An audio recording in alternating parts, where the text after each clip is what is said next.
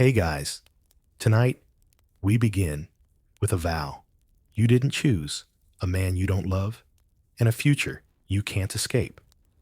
You're standing in a cold stone church, wearing a stiff wool dress that's 2 sizes too big because it once belonged to your cousin who died of the sweating sickness. The air smells like incense mud and body odor. A priest drones in Latin. You don't speak Latin. Your hands are shaking. You are 15. The man beside you is twice your age with yellow teeth, a limp, and the personality of wet bread. He is not handsome. He is not kind. He is not particularly clean. He is, however, rich enough to own 2 pigs, a field, and most importantly, your family's debts. Your father is smiling. Your mother is crying. Your little brother is picking his nose behind you. And the priest says the words that will ruin the rest of your natural life. I now pronounce you man and wife. You probably won't survive this, so before you get comfortable, take a moment to like the video and subscribe, but only if you genuinely enjoy what I do here. And let me know in the comments where you're tuning in from and what time it is for you. It's always fascinating to see who's joining us from around the world. Now dim the lights, maybe turn on a fan for that soft background hum. And let's ease into tonight's journey together. Let's begin with this simple, awful truth. In medieval Europe, marriage is forever. Not romantically forever. Not the storybook kind of forever. This is the kind of forever where one of you dies of dysentery and the other thanks God for the peace and quiet. The church does not recognize divorce. Period. You get married once. That's it. Your soul is now stapled to his. The church says so. The law says so. Your father, who sold you for a goat and half a roof tile, says so. No takebacks. You didn't fall in love. You didn't court. You didn't even talk. You were told, not asked. There is no rom-com montage here, unless you count peeling turnips in silence while he farts beside you. Marriage to the medieval mind is not about love. It's about property alliances, dowries, heirs, and respectability. You are now part of a contract between 2 families, and unfortunately, you are the contract, not the signer, the parchment. This morning, you are a daughter. By nightfall, you are a wife. Legally, socially, and spiritually, you belong to someone else. Not like a partner. Like a goat. Except the goat can leave the barn when it wants. He tells you that your job now is to keep the hearth bear children and obey him. Not in a symbolic way. Literally. There are laws that say disobedient wives can be punished, and no one will stop him if he does. You can't inherit. You can't vote. You can't even go to court without his permission unless you're being accused of something which, fun fact, is quite common for women, especially married ones.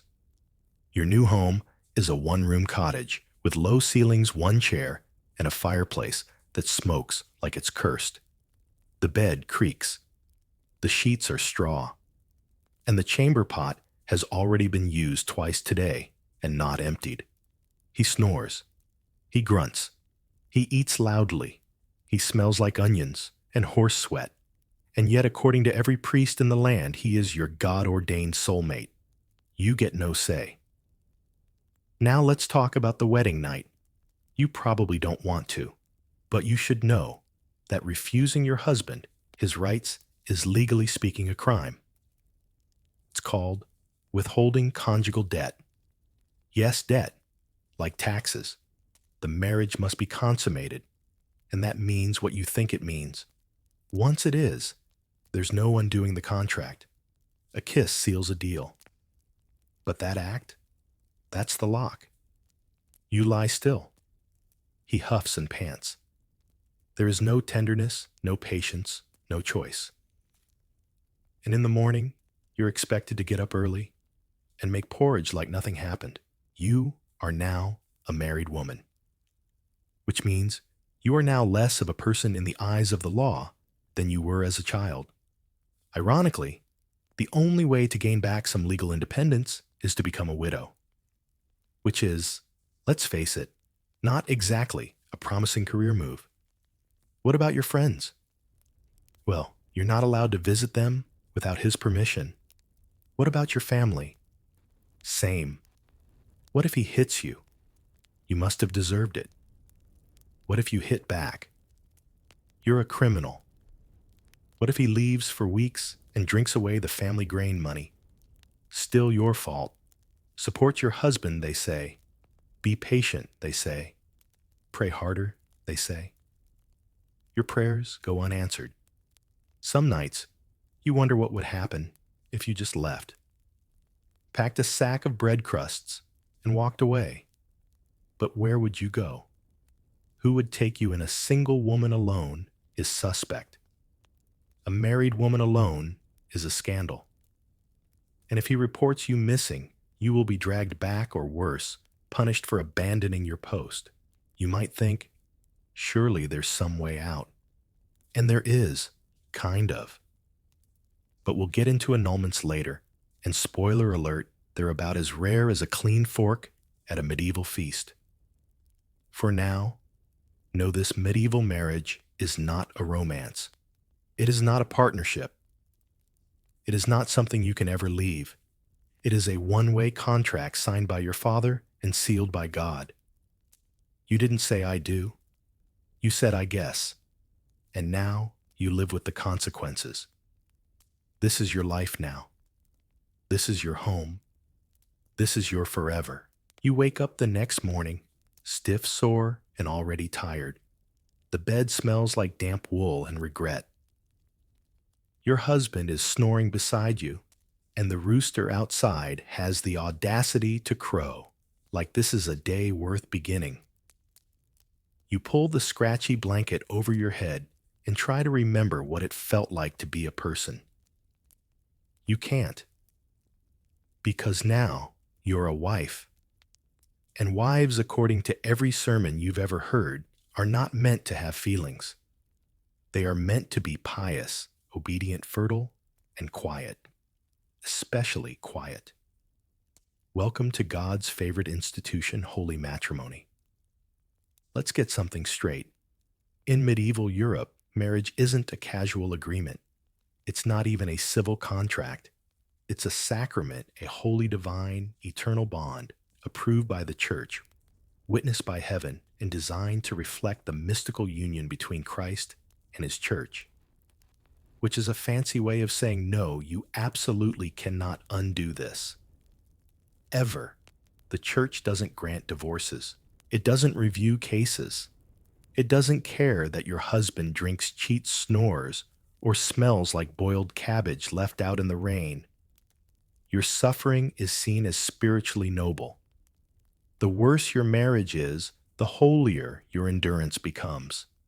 This isn't just social control. This is cosmic accountability. Want to leave your husband?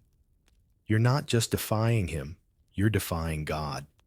So you kneel at the edge of your lice-infested mattress and pray, not for happiness, just for tolerance. Maybe the saints will pity you, maybe not. Most of them were martyred after all, so your little problems probably don't make the highlight reel. At church, the priest gives a homily on the virtues of obedience. He doesn't mention husbands, just wives. A good woman, he says, is like a vine that clings to her post. You look at the wooden beam above your head and wonder how long vines take to rot. Let's say you do manage to get someone to listen, your priest, your father, maybe even a bishop. What then? Well, first, they'll ask if your husband is beating you. Then they'll ask what you did to make him angry. Then they'll suggest prayer patience and possibly a pilgrimage. You don't need protection. You need to reflect. If your husband is cheating, that's regrettable, but men have urges. The Church says a man must be faithful, yes. but it rarely punishes infidelity unless it's public or with someone awkwardly important like a nun. And even then, it's more of a slap on the wrist than anything life-changing. But if you so much as speak to a man too kindly, rumors spread like fleas on a monk. Adultery for women is not just a sin, it's a moral collapse, a scandal, a threat to the very bloodline of society. After all, what if the child you bear is not your husband's? The horror, the chaos, the inheritance lawsuits. You are not a person. You are a vessel, a soul-bearing, bread-baking, child-making sacrament. And that's on a good day. Now about trying to get out. Canon law allows for something called separation from bed and board, which is as cheerful as it sounds. It means you can technically stop living with him, if you're very lucky, but you're still married. You can't remarry. You can't own property. You're basically a ghost wife, alive, unloved, unfree. If you try to leave him and shack up with someone else, guess what? That's adultery. You could be publicly flogged, forced to confess, humiliated in church while barefoot and weeping.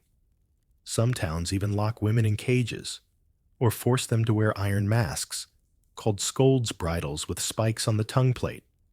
It's not justice, it's theater. Divorce as you think of it today doesn't exist. The word isn't even used in the way you mean it. The church only grants annulments, and we'll get to those later. Spoiler, they're for the rich and connected, not for someone like you.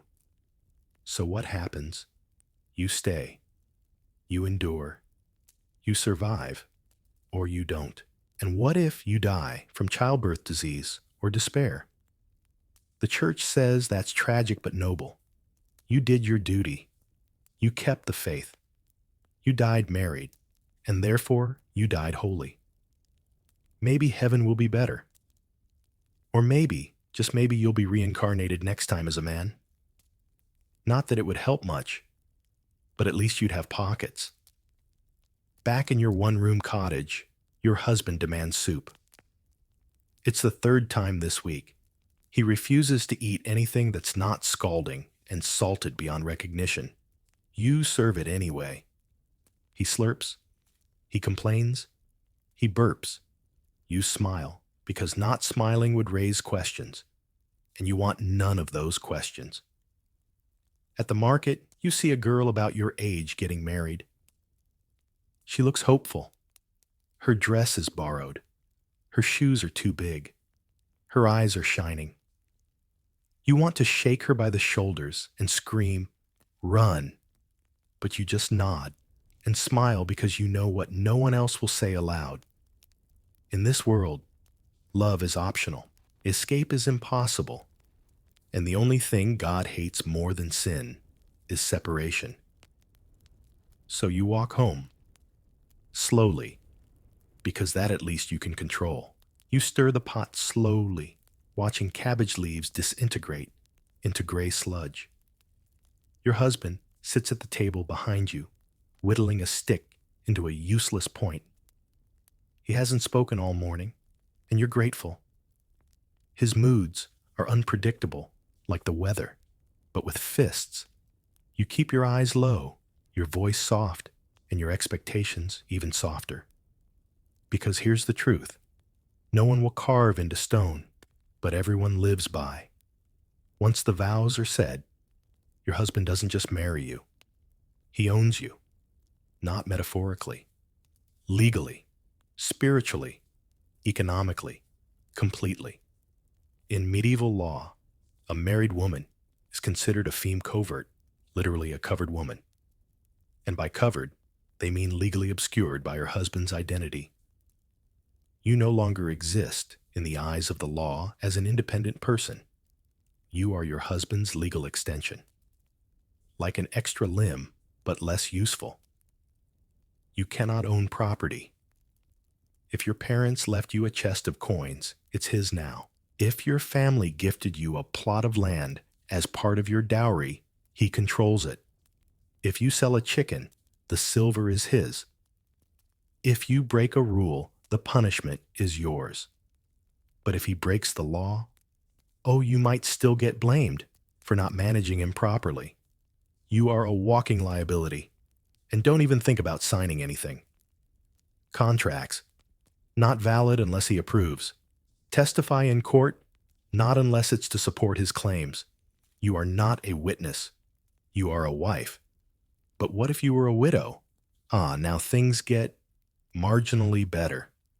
A widow can reclaim some of her legal identity. She can manage property, sue in court, run a small business. But you have to wait until he dies. And based on how loudly he snores and how much lard he eats, it could be a while. Until then, every decision passes through him. You want to visit your sister. He says no. You want to keep a goose.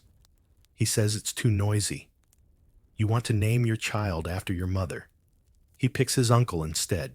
And if you disagree, well, the law says he may chastise you, provided it's not with a stick thicker than his thumb. That's where we get the infamous rule of thumb. Romantic, right? But let's say you keep your head down. You obey. You keep the fire lit, and the stew salted and the children fed. What then? Are you safe? Not really, because ownership doesn't always mean protection. It often means entitlement. If you get sick, he may not pay the priest to bless you. If you die, your burial might be postponed until he can afford it or until he gets around to it. You are only valuable in how useful you are. If you stop being useful, you become invisible. And invisibility in a time like this is dangerous. Your name disappears from records. Your voice is unheard in council. Even your gravestone, if you get one, identifies you by your husband's name. Here lies the wife of Thomas, as if your own name were an impolite detail. Let's go deeper. You are also responsible for his reputation. If he is accused of laziness, drunkenness, or criminal acts, people will assume you failed to keep his house in order. A good wife is a quiet mirror.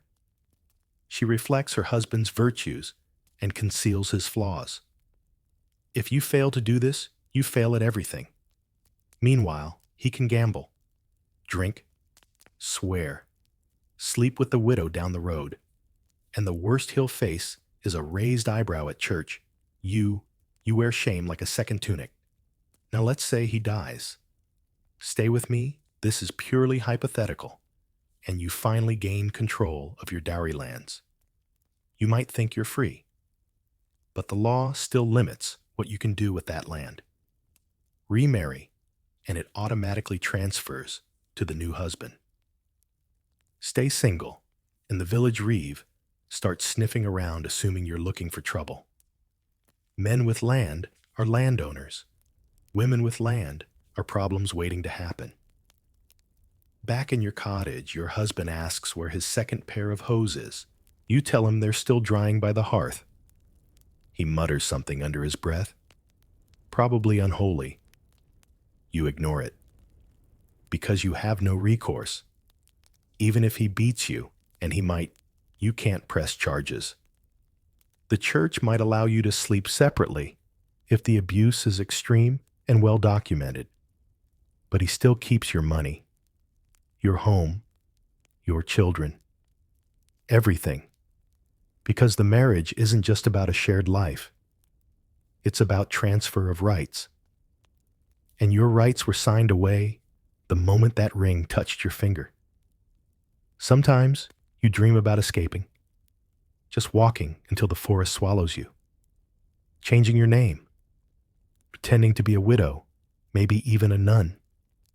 But then you remember you'd be arrested for vagrancy, accused of witchcraft, or worse, returned to your husband with a fine for wasting the town's time. The system is airtight, not because it's fair, but because it was never meant to be escaped. So you keep stirring the pot, watching the cabbage wilt, listening to the quiet crackle of the fire and the louder crackle of your future burning down to ash. You are here. You are owned.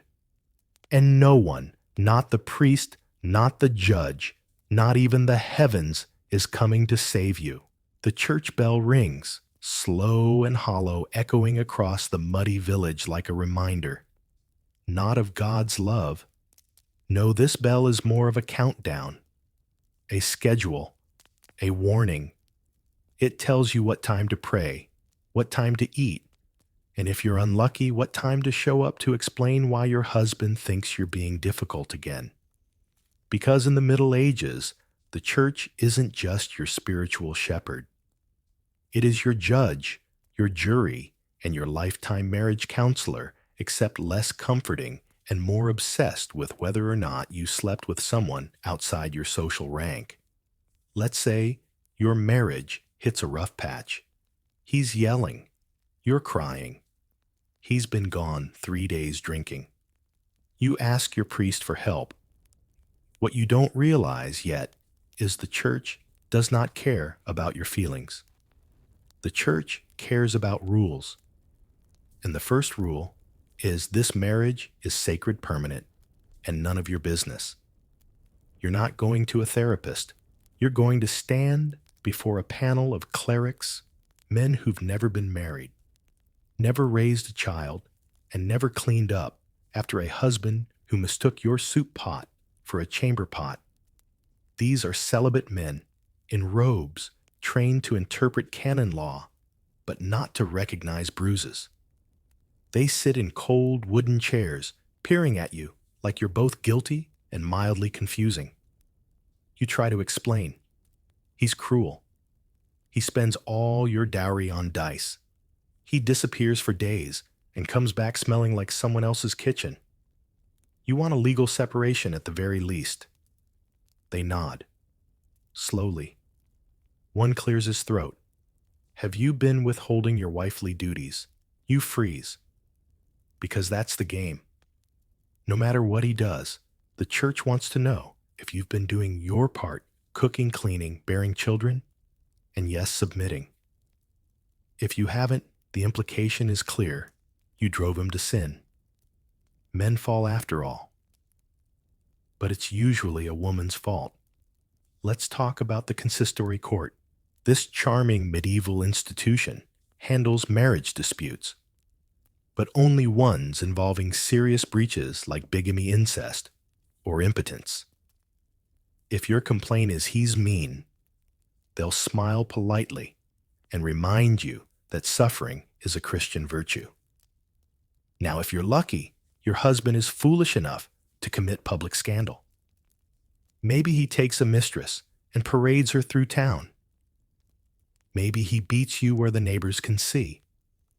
Then, and only then, the church might allow a formal separation from bed and board, basically a legal timeout. You can live apart. You can stop sleeping with him. But you're still married, still tethered. No new husband, no property rights, and absolutely no happiness allowed. And proving anything is a nightmare. Let's say you accuse him of adultery. You need 2 eyewitnesses who are not related to you and who saw the act itself. That's right. Not just suspicious behavior, not just gossip. You need someone who literally watched him in the act. How many neighbors do you think are volunteering to sneak around brothels for courtroom purposes? None. 0. Exactly. None. And suppose you do the unthinkable. You try to file for annulment. You need a reason that invalidates the marriage retroactively. That means it must have been flawed from the start. Common excuses include you were too young, he was impotent, you were related, most people were honestly, or he was already married. But if you consummated the marriage, remember Section 1, it's basically impossible to argue it never happened. Of course, if you're wealthy, rules bend. Nobles often get annulments. Kings do it all the time. Henry VIII changed religions to make it happen. But you're a peasant. You bring bread to the priest's door, not bribes. And don't get your hopes up about confiding in a nun. They may be kind, they may even sympathize, but they answer to the same men, to the same rules. And if you push too hard, they'll encourage you to pray harder instead. Church doctrine frames marriage as a mirror of Christ's love for the church, unconditional, unbreakable, and painfully one-sided. You're not expected to be happy. You're expected to be holy. That's the metric. How much did you endure? How well did you carry your cross? If your marriage feels like martyrdom, congratulations. You're doing it right. Now let's pause for a quirky historical tidbit. In the 13th century, some churches offered a ritual called the marriage ordeal. If a couple claimed they were unhappy, but couldn't prove any canonical wrongdoing, they were bound together literally by ropes and forced to sleep that way for several nights. If they were still alive and hadn't killed each other by the end, they were declared fit to remain married. Yes, that was a real thing. And no, you couldn't fake your way out of it. Your priest might also suggest a pilgrimage. Sometimes spiritual separation means physical separation. He goes to the shrine of St. James. You stay home and try not to starve. It solves nothing, but at least there's one fewer body in the house for a few weeks. But back to your local parish. The priest tells you he understands. He says marriage is hard. Then he asks if you've confessed your sins lately. You nod. He gives you a prayer, a smile, and a gentle push back toward the door. You walk home. The street is wet with something unpleasant. Children run past you barefoot and shouting. A pig is stuck in a ditch again. You keep walking. Your husband will ask where you've been. You'll lie and say the baker's. He'll grumble. He always does. And when night falls, you'll light the fire. You'll serve the soup. You'll pretend that this is just life. Because in the eyes of the church it is. No appeal, no reversal, no rescue. Just your vows, and the quiet certainty that only death can undo what the priest did with one muttered Latin phrase. Your neighbor's wife, Clara, is crying again. You can hear her through the thin walls of the cottage, muffled sobs, the kind you try to bury under your breath so the kids won't hear.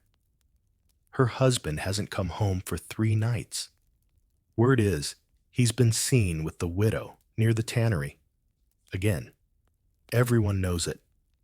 No one says anything, especially not Clara. Because adultery for a medieval woman is not a door out. It's a door slammed shut, bolted, and then watched by the entire parish to make sure you never touch the handle again. Let's unpack the hypocrisy. In medieval Christian doctrine, adultery is a sin. For both genders, technically. But when it comes to consequences, well, it's less equal before God, and more ladies first to be punished. If your husband cheats, society shrugs. Men have needs. Boys will be boys. He might face a quiet sermon, or if the affair is public and embarrassing, a short-lived scolding from the village priest. But for the most part, he's free to stagger out of someone else's bed and into yours without missing a beat. But if you cheat, even if your husband has neglected you, abused you, or disappeared for months, it's a moral catastrophe. It's not just betrayal. It's proof you're unnatural, unstable, and unfit to be anyone's wife or mother. You're accused not just of breaking a vow, but of breaking society. And God help you if you get pregnant. A child born from adultery is illegitimate. That means no inheritance, no claim to land, no marriage prospects. It also means you, the mother, are effectively ruined. One mistake or one accusation, and your entire family line becomes a footnote of scandal. And that's if it's true. If it's false, still ruined, The stain doesn't wash out. But wait, couldn't you just use your husband's infidelity to escape the marriage? Surely, if he's the one violating the vows, you can walk? Not really. Adultery, no matter how blatant, rarely results in annulment. At best, it might justify a legal separation. And even then, you'd have to prove it. That means two reputable witnesses. That means finding someone willing to testify that they saw your husband in the act and not just kissing. No. Full, undebatable proof. Imagine the logistics. Imagine the shame. And imagine what happens if he denies it. You'd better have bruises, letters, a child that doesn't look like him, something impossible to ignore. Because without that, it's your word against his. And your word as a woman weighs about as much as a feather in a hailstorm. Now let's talk punishments. A woman caught committing adultery might be whipped, imprisoned, shaved bald, or forced to do public penance barefoot in a sackcloth, holding a candle as the townspeople watch. You become the town's moral entertainment. Your husband, meanwhile, might get sympathetic pats on the back for being so forgiving. Poor man, they say how he must suffer. And if he kills you in a rage, well, some courts will acquit him under the doctrine of justifiable passion. Yes, that was a thing. Murder your unfaithful wife in a fit of righteous anger, and you might walk free. Meanwhile, if you so much as refuse him dinner, you're accused of rebellion. And here's the real kicker. Sometimes husbands accuse their wives of adultery strategically. Want to keep her dowry, but get a younger wife, spread a rumor. Want to shame her family into silence, accuse her of looking too long at the blacksmith. Women have been dragged through ecclesiastical courts based on less than a sigh and a poorly timed smile. Of course, a few clever women try to flip the system. Pretend they're the cheated one. Fabricate letters. Stage a walk-in with help from a sympathetic friend. But these stories are rare, dangerous, and usually end badly. The church has no patience for deceit, especially from women. And God forbid you're caught in a lie, you'll be punished twice as hard. Historical side note. In 15th century France, there was a case where a woman caught her husband with another woman and complained to the local bishop. His response: "Then be grateful. Your husband is virile." That bishop later died of gout, which feels karmic if not comforting. So where does that leave you? Nowhere, really. You cook. You clean. You pray. You close your ears when Clara cries next door and pretend not to see the bruises.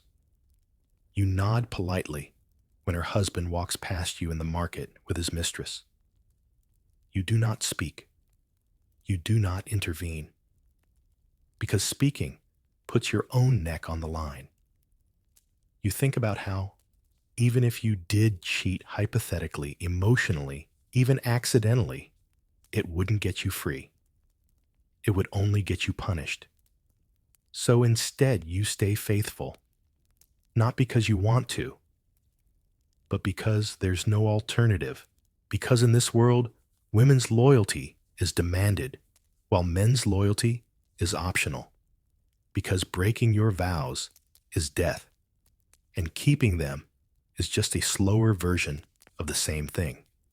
When night falls, you lie beside your husband and pretend to sleep. He's already snoring. You stare at the wooden beams above and wonder not for the first time how different things might be if the rules applied to both of you. But they don't. And you know it. You don't have a coin to your name. Not even the bent copper one your grandfather wore around his neck for luck. When you married everything you had or thought you had slid quietly into your husband's pocket, including your dowry, including your labor, including your ability to leave. Because in medieval Europe, divorce isn't just rare. It's expensive. Very expensive. And you don't have the kind of money that buys freedom. You can't even afford to buy extra salt. Let's say you want out. Really out. Not the pretend kind where you sleep in separate corners of the same smoky hut, silently hating each other while the children cry in their sleep. No, you want to leave. To have your name scratched off the marriage register and written down as something else, something free. To do that, you'll need a few things. First, a legal case. We've talked about those already. Adultery, impotence, consanguinity, coercion. All messy, all hard to prove, and all prohibitively costly. You'll need witnesses. You'll need documentation. You'll need to travel possibly to a diocesan court miles away and stay there for days while clerics debate your morality. Second, you'll need representation. No one explains canon law to poor women out of the goodness of their hearts. Lawyers, yes, even in the 14th century exist, and they charge fees. They're often clergy themselves, doubling as court advocates and spiritual gatekeepers. They speak Latin. You do not. Third, you'll need bribes. Not officially, of course. But you'll be amazed how many doors remain closed unless you offer a goose, a bottle of wine, or the promise of something valuable. Your husband may do the same, and odds are his purse is thicker. His social standing is better. He's the head of household. You're the head of nothing. And even if miraculously you do convince the court to hear your case, you'll need money to live during the process. You can't stay in his house while the annulment is being considered. You'll need food, shelter, maybe protection if he gets angry. Where's that going to come from? Your family. Unlikely. They arranged the marriage. They spent your dowry already. They see your return as a shameful burden. In truth, most medieval women never even considered divorce, not because they didn't want to, but because it was as inaccessible as a castle's high tower. You might as well ask for a crown. Let's talk about money more broadly. In theory, you can earn some. Sell eggs, spin thread, take in laundry. But all these jobs are underpaid, inconsistent, and frowned upon if your husband disapproves. In some towns, married women aren't allowed to engage in trade without written permission from their husbands. It's called marital authority, a charming little rule that says your earnings aren't yours. They're his. And let's say you stash some coins. Carefully, quietly. You hide them under the hearthstone or inside a chicken's feed sack. One day, he finds them. You're accused of deception, maybe even theft, from your own household. There were cases, real ones, where women were punished for stealing their own money back from husbands who spent everything on gambling drink or mistresses. Why?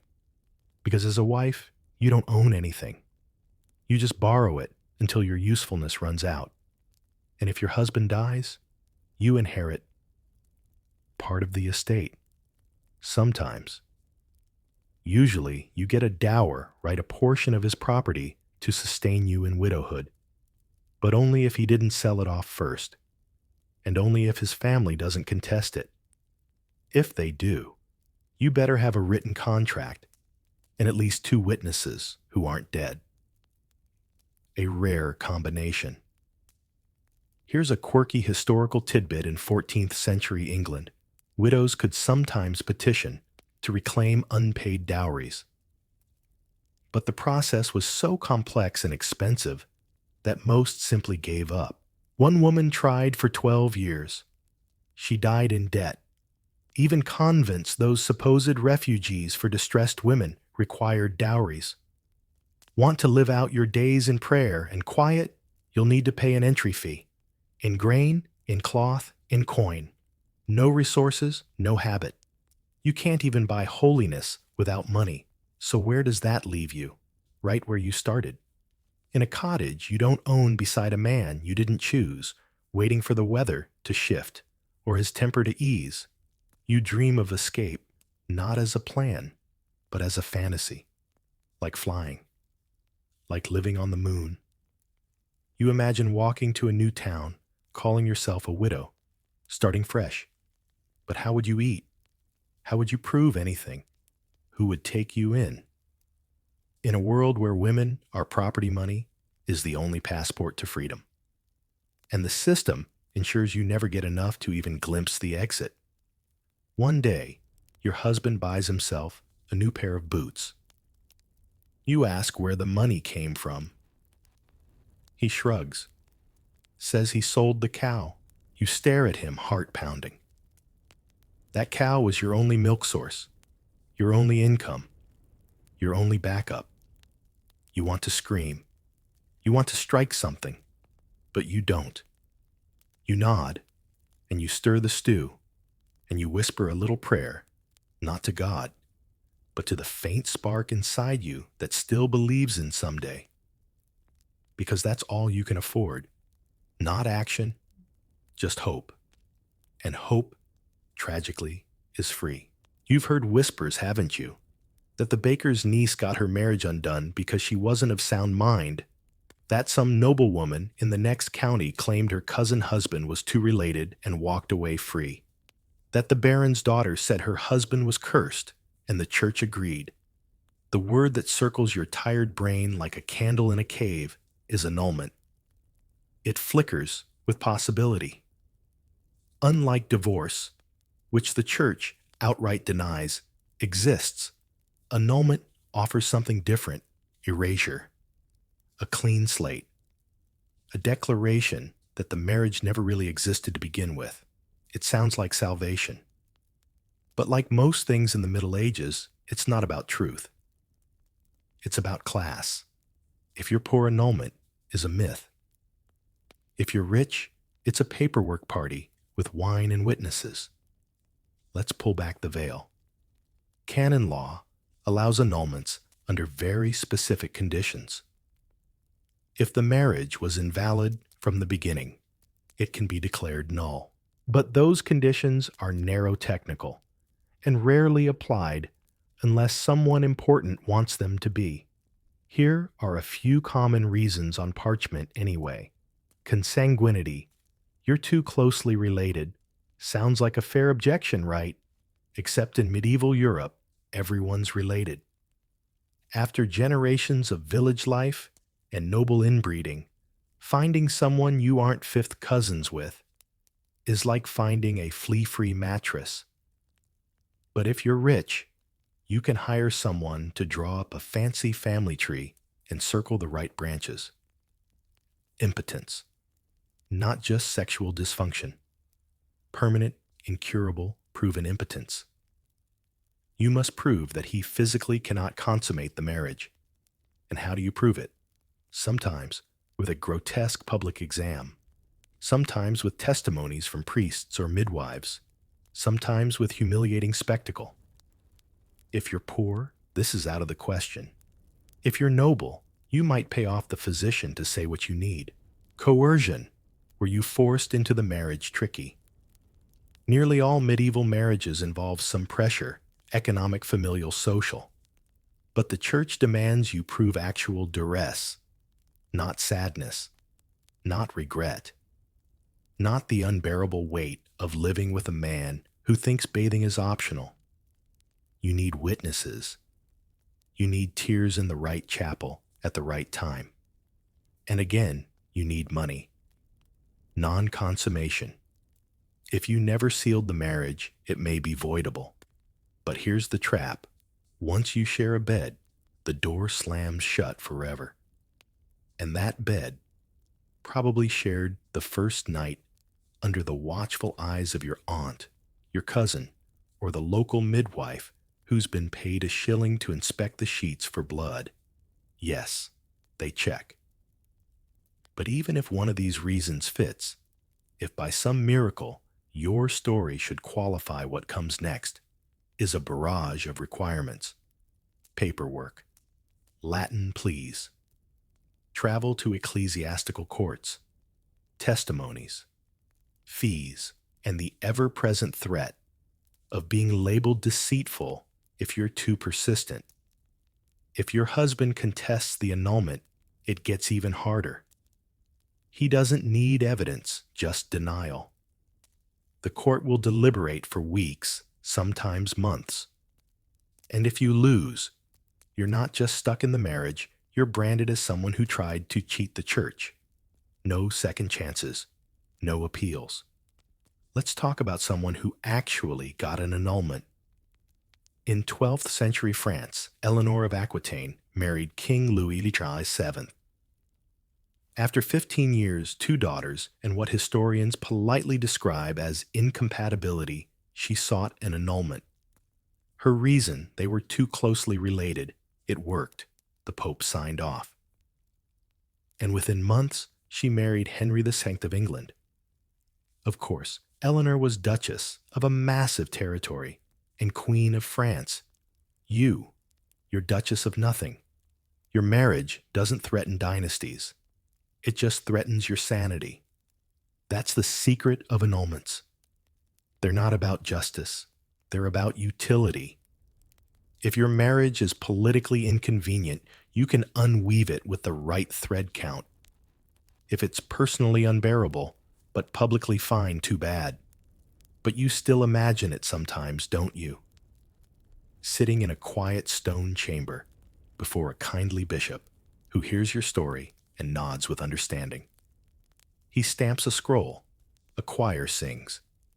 Your husband scowls in the corner as you walk out free.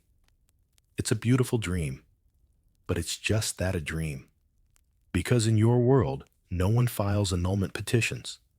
No one sends envoys to Rome. No one gathers affidavits or seeks a ruling. You wake. You cook. You clean. You pray. And if your marriage is unbearable, you pray harder. Maybe for patience. Maybe for plague. And what about the children? Annulments don't always illegitimize them. Canon law can be merciful there. But society? Not so much. Whispers follow unclean unions. Future marriages become complicated. Dowries shrink. Prospects fade. One mother's freedom can be another child's doom. That, too, keeps your feet planted firmly at the hearth. So when someone tells you that so-and-so got free of her husband, you smile politely. But inside, you know the truth. She had land. She had cousins in Rome. She had coin. You have a spoonful of barley soup and an aching back. There's no loophole for women like you, just knots. And you tie them tighter each day to keep everything from unraveling. But in the quiet moments before the fire dies, before your husband returns from the tavern, before the world expects you to pretend it's okay to imagine, just for a second, that some clerk somewhere might look at your petition, sigh deeply, and stamp approved. Then the bell rings, the soup boils, and your marriage continues. The candles flicker. The fire has gone out, leaving a faint smell of smoke and damp straw. You lie on a sagging mattress stuffed with chaff and mouse droppings, staring at the wooden beams above you as he fumbles with the laces on his hose. Your breath is shallow. Your hands are cold. You wish more than anything that time would stop right here before this night becomes a sentence. Because once it happens, once this marriage is consummated, there's no escape.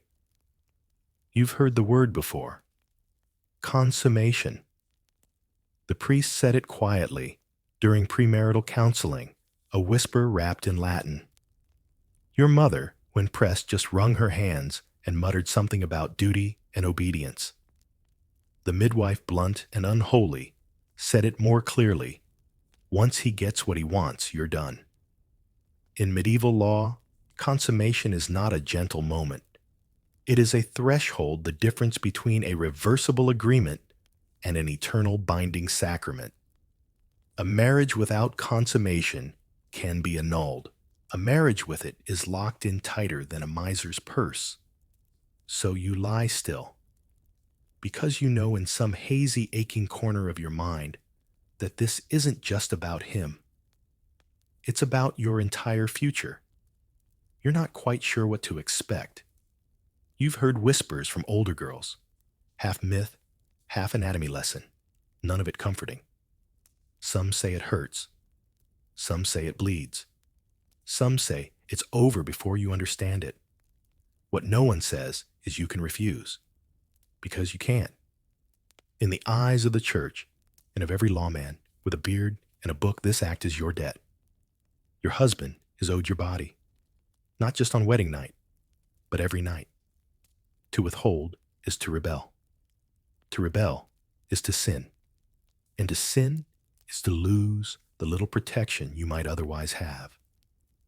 No one talks about it like a choice.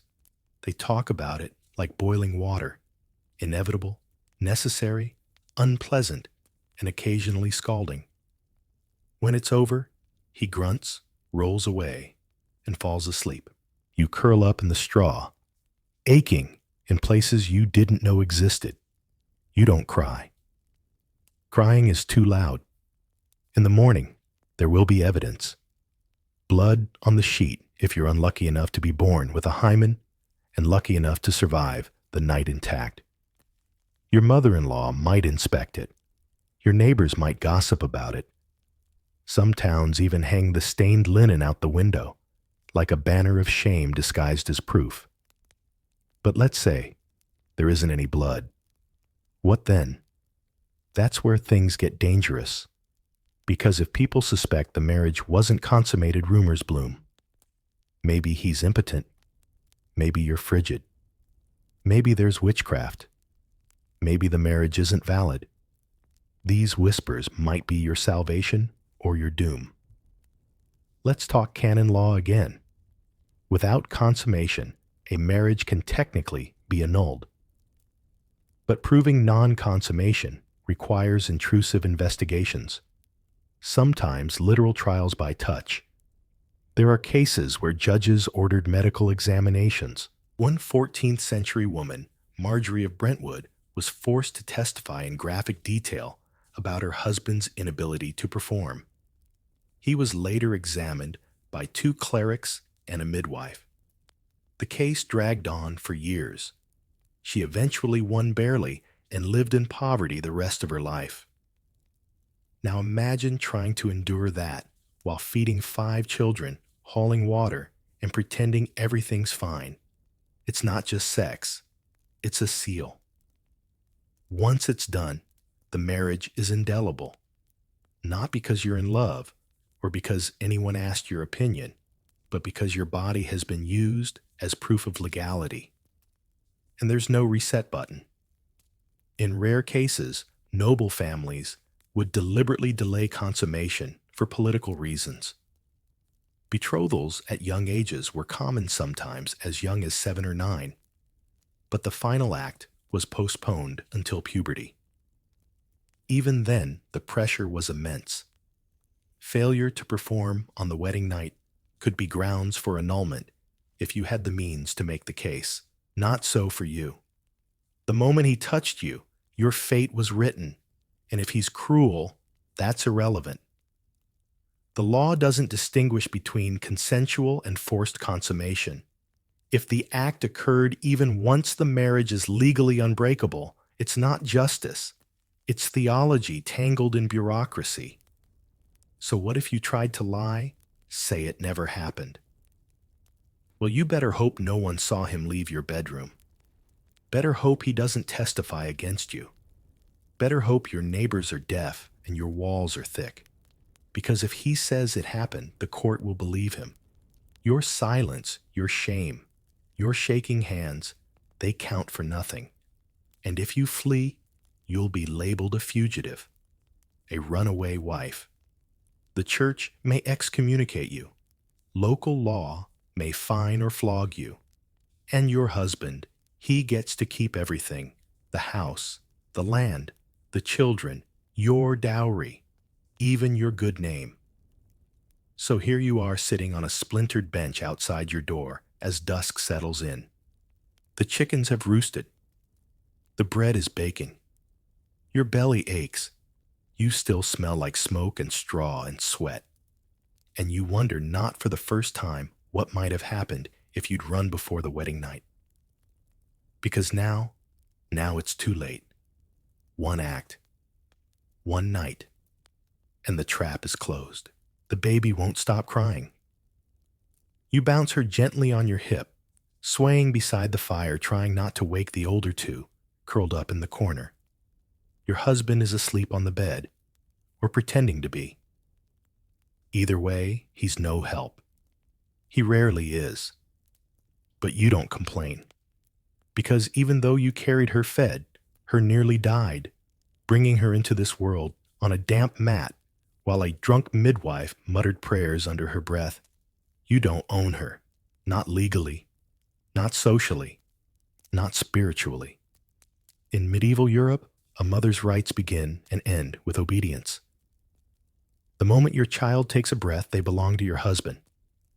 Not because he helped raise them, not because he feeds them or stays up when they're sick, simply because he is the man, the head, the one with a name. You, despite everything, are just the vessel. Let's talk law. Children are the property of the husband. Full stop. Sons, daughters, infants, he controls their fate. He decides who they marry. He decides if they work the fields or get sent to a monastery. He can apprentice them, which often means shipping them off at 7 or 8 to live with another family for years in exchange for little more than a pair of shoes and the hope they don't get whipped too hard. You don't get to object.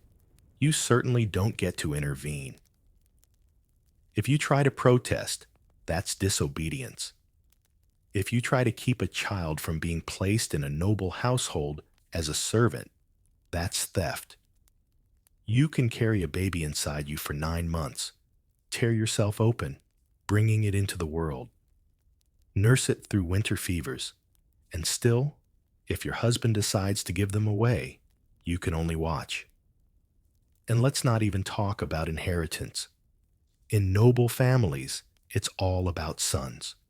The heir, the bloodline, the continuation of a name. If you fail to produce one, you're a disappointment, a barren tree, a wasted investment. If you bear daughters, only people pity your husband, never you. Now suppose you have sons, but your husband dies. Surely you get to guide them, right? Not so fast. Widows sometimes get guardianship, but it's often shared with male relatives. If your son is underage, the estate goes into wardship, often handled by someone else entirely, an uncle, a cousin, a corrupt bailiff. And if your new guardian decides to betroth your daughter to a lecherous old knight, or sell your son's inheritance for quick coin, you can scream all you want. No one will listen. In fact, in some cases, your son's inheritance might even skip you and go directly to male relatives because, God forbid, a woman manage land or money. Let's step into the peasant world. Your children work early, by age 5, maybe 6, carrying water, herding geese, gathering kindling. If they're lucky, they survive the winter. If they're not, you bury them quietly behind the church with a wooden marker that rots before the year is out. The priest mutters something about God's will. You press your lips together so you don't scream. And through all this, remember, if your husband beats your child, it's discipline. If you raise your voice, you're hysterical. If your husband drinks away the family's bread money and your child starves, you're the one they blame for not managing the household properly. Because motherhood in this world is duty without dignity, labor without authority. But here's the cruelest part. Sometimes your children turn on you, raised to obey their father, taught to see him as the authority, you as the servant. If he tells them you're wicked or lazy, or unworthy, they believe it. If he remarries after your death, and he will quickly, they'll call someone else mother before the season changes. You are replaceable, even by your own blood. Now let's take a breath for one of those quirky bits of history. In some towns, particularly in parts of Italy and France, women who lost custody of their children in disputes sometimes kidnapped them back, literally, wrapped them in cloaks, fled in the night, hid in convents. There are court records of priests being caught harboring runaway mothers and smuggling children out in vegetable carts. Heroic, yes. Successful, rarely. Because when caught, the punishment was severe. Whipping, fines, excommunication, sometimes even imprisonment, all for trying to keep your own child from a husband or in-law who treated them like livestock. But what if your child dies? You're still not free. You're expected to keep working, keep cleaning, keep serving your husband as if your womb wasn't an open wound. Mourning is a luxury. Extended grief, suspicious. People say things like, "She must have loved that one too much," as if affection is a kind of arrogance. You try not to let your sorrow show. You bury it deep, like the child, like all the others. And when a neighbor's baby is born, you smile politely, offer broth, pretend you're happy. Pretend your arms aren't still aching from the weight of what they no longer hold. Your children aren't yours. They never were. And the only thing more painful than losing them is knowing that even when they're alive and within reach, they still belong to someone else. You lie awake again. The fire's gone out. Your husband's breath is heavy beside you, sour with ale. The roof creaks as wind slips through the thatch. A rat scurries under the floorboards, and you're thinking again about running, about putting on your cloak, grabbing a crust of bread, and walking until your feet give out, or the trees swallow you. You've fantasized about it so many times, you've mapped the turns in your head. Past the well, around the mill, across the muddy river bend, where the path turns to bramble. You want freedom. You want silence. You want your name back.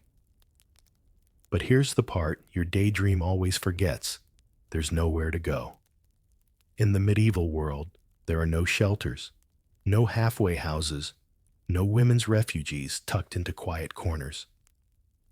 There are only 3 roads out of a marriage, and each one costs more than you can pay. The first is starvation. Say you do run. You make it out in the dead of night. You even avoid the Reeves dogs. Then what? You have no land, no coin, no tools, no legal identity. You can't rent a room. You can't buy food. You can't even beg without a license in some towns. You might try to reach another village and pass as a widow. But you'll be asked questions. Who was your husband? Where did he die? Why are you traveling alone? No one believes a quiet woman with calloused hands and tear-rimmed eyes. You might try to work, clean stables, sew, sell herbs by the roadside. But single women are seen as suspicious. It won't take long for someone to accuse you of theft or witchcraft. Women without men are dangerous after all. So you starve, or you steal. Which brings us to the second road, sin. Not sin, as the church defines it, adultery, disobedience, running from your vows. No, we mean survival sin, selling your body, trading flesh for food, becoming what society calls a fallen woman. You might get shelter this way, a bit of silver, a warm bed for a night, but you also get shame, disease, and danger. And if your husband finds you, he can drag you back home by the wrist and claim his rights all over again. There are cases, real ones, of women being branded on the face for prostitution after fleeing abuse. One English statute even punished runaway wives who turned to brothels by cutting off their ears. But suppose you're lucky. You find a city. You blend in. You get hired as a washerwoman or a scullery maid in a tavern. You keep your head down and your story vague. You're still not safe. Any man with coin or clout can accuse you of being available. Your employer can touch you without punishment. Your wages can be withheld. And if you get pregnant, God help you, you're out on the street again. Which brings us to the third and rarest road, the convent. In theory, holy orders are a sanctuary. You can renounce the world, trade your linen for a habit, pray instead of obey. It sounds like salvation, but convents require dowries too. Yes, even God demands payment. A noblewoman might enter easily. A merchant's daughter might scrape together enough. But you spent your dowry years ago on the privilege of being miserable. Unless a patron takes pity, the nunnery gates are closed to you. There are a few exceptions, poor convents that accept lay sisters to do menial work. You'll clean latrines, scrub floors, sleep in a stone cell with a shared blanket. But even then, your entry depends on the abbess. And the abbess is often the daughter of someone powerful. So, you stay. You tend the fire. You nod when spoken to. You eat when told. And every once in a while, you dare to dream of accident a cart rolling the wrong way. A sudden fever. A fallen tree. Not for your husband, for you. Because in some part of your soul, you'd never say aloud, even death seems gentler than life like this. Now let's pause for a strange historical tidbit. In 15th century Switzerland, there was a woman named Anna who faked her own death by floating a bloodied dress downriver and disappearing into the woods. She survived 3 winters in a hermit's cave, living off roots and stolen eggs before being discovered and dragged back by soldiers. Her husband refused to take her back, not out of anger, but embarrassment. She was exiled instead. So technically, that was the best case scenario. Back in your cottage, dawn creeps in through the slats. The embers glow faintly in the hearth. Your husband stirs and asks for broth. You nod. You pour. You don't run. Not today. Because you know deep in your bones that escape is not a door. It's a cliff.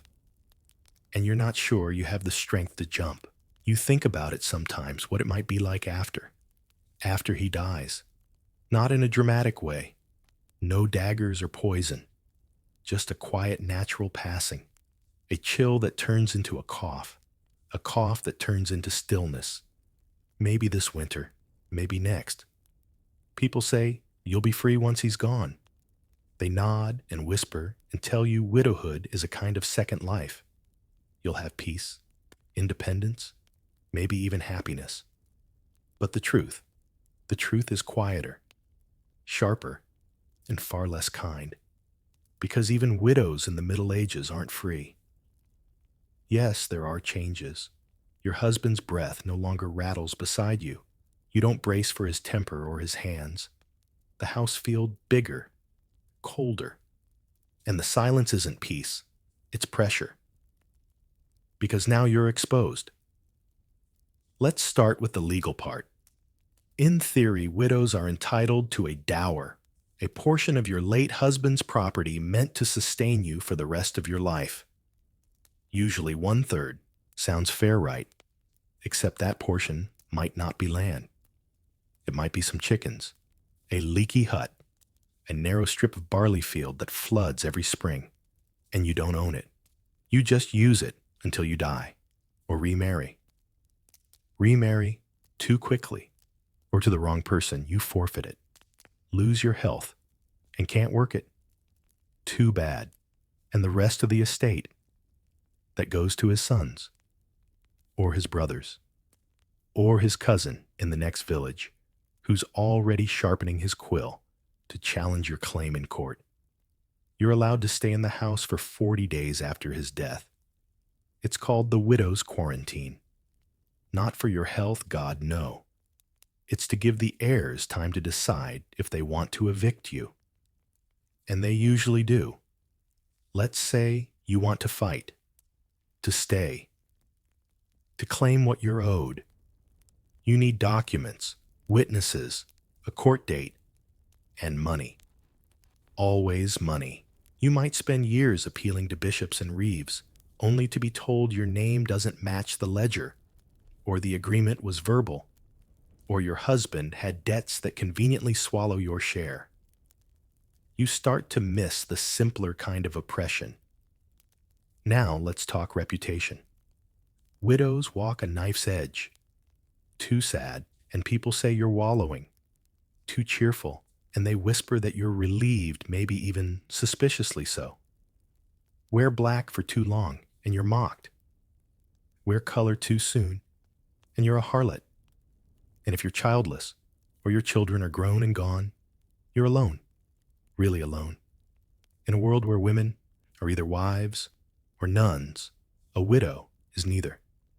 You are seen as unfinished, unanchored, dangerous. You might be accused of witchcraft. That's not just fear-mongering. Records from towns in Germany and England show widows were disproportionately accused of cursing crops, spoiling milk, or seducing men with unwholesome glances. All because you dared to survive. And if you're still of childbearing age, everyone watches your belly. If you're pregnant, your child may inherit. If you're not, you're just a ticking clock. No one wants to wind. You'll be encouraged to remarry. Not out of kindness, out of convenience. Men want your land, your labor, your cooking, your silence. You're a low-risk option, no dowry required. And if you refuse their offers, they take offense. An offense in this world is a weapon. Let's say you do marry again. Maybe someone kind. Maybe someone poor but gentle. Everything resets. Your new husband now controls everything your first husband left you. Your dower rights vanish. Your independence dissolves. The brief illusion of autonomy gone. Some widows try another route. They join convents. But as we've said, dowries. And once inside, the rules are strict. Silence, poverty, chastity. You trade one cage for another. A quirky historical tidbit. In 14th century Flanders, there was a law allowing widows to form sisterhood households, a kind of proto-commune, where women pooled resources and lived together without male oversight. It lasted less than 2 decades before being outlawed for undermining the moral order. Even solidarity is suspicious. So here you are, a widow, technically unowned, but never truly free. You sweep the hearth with a stiff broom. The chickens squawk in the yard. A neighbor boy walks past and won't meet your eyes. You wonder if you should marry again. You wonder if you have the strength. You wonder if freedom is a place or just a myth people tell each other by candlelight. You think about your old dreams, the ones where your husband dies, and everything gets better. But now he's gone, and the world feels heavier than ever. You've been thinking about the convent again. Not the towering stone one in the city that's for noble women, with silk habits and soft calluses from embroidery, not labor.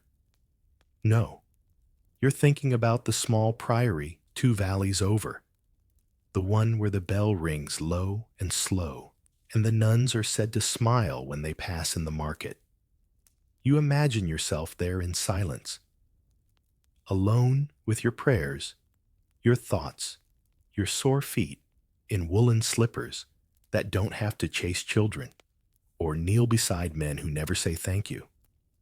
You imagine a life without men at all, and then you remember you can't afford it. Yes, Even becoming a bride of Christ requires a dowry. You thought those were only for husbands, didn't you? Oh no, convents too must eat. They must build, maintain, warm their stone halls through brutal winters, and for every mouth they welcome, they expect payment. It's called a spiritual dowry, usually paid in coin land or goods anything valuable. For noble families, this is a strategic move. Marry off one daughter to allure another to God. The Lord might bring war. God brings stability. Either way, your daughters are accounted for. But for you, your dowry was already spent marrying the man who broke your spirit. And the church doesn't offer refunds. You might consider joining as a lay sister. It's a step below full nunhood. You do the hard work, cooking, cleaning, washing linen, tending livestock. You get to wear a habit, yes, but you have little say in community decisions. You pray, yes, but you do so in the back, while the choir nuns sing Latin from illuminated books you aren't allowed to touch. Even getting accepted as a lay sister isn't guaranteed. Convents choose carefully. They don't want scandal. They don't want a woman with a reputation or a husband still technically alive. They want someone who brings skills and ideally still something useful to offer. You visit once. You speak to the prioress. She listens kindly, but coolly. Asks if you can write. You cannot. Asks if you can sing. You shrug. She nods politely and offers you a piece of oat cake. Later, you'll understand that was your answer. Still, for a time, you imagine what your days might have been. The rhythm of bells, the morning psalms, simple food, no men, no children, just labor and prayer and the gentle brushing of wool robes in candlelight. It sounds bearable, which is more than you can say for life now. But the convent's gate never opens again. So, you turn elsewhere. Some women try beginnages, a rare kind of lay community, especially in the Low Countries, where unmarried or widowed women live together, support themselves with weaving or lace making, and take no permanent vows. It's a halfway convent. Free women technically, but they are rare, limited, often closed to outsiders. And rumor has it that some begins were accused of heresy for being too independent, too educated, too unmarried. God forbid a woman live without a man or a monastery, and so you stay. You hear of one woman, Agnes, from the next village, who lied about her dowry, claimed her brother would send it within a year. She was accepted, lived in the convent for months, scrubbed every floor, stitched every robe. When the dowry never came, she was cast out. Her hair was shaved, her robe stripped, and she walked home in rags through the rain. She's not seen in the village anymore. Maybe she made it to the woods. Maybe not. You stop imagining the convent after that. Even heaven seems expensive now. You wonder just once if God ever made an exception. If he ever reached down and lifted a woman out of misery without asking for coin.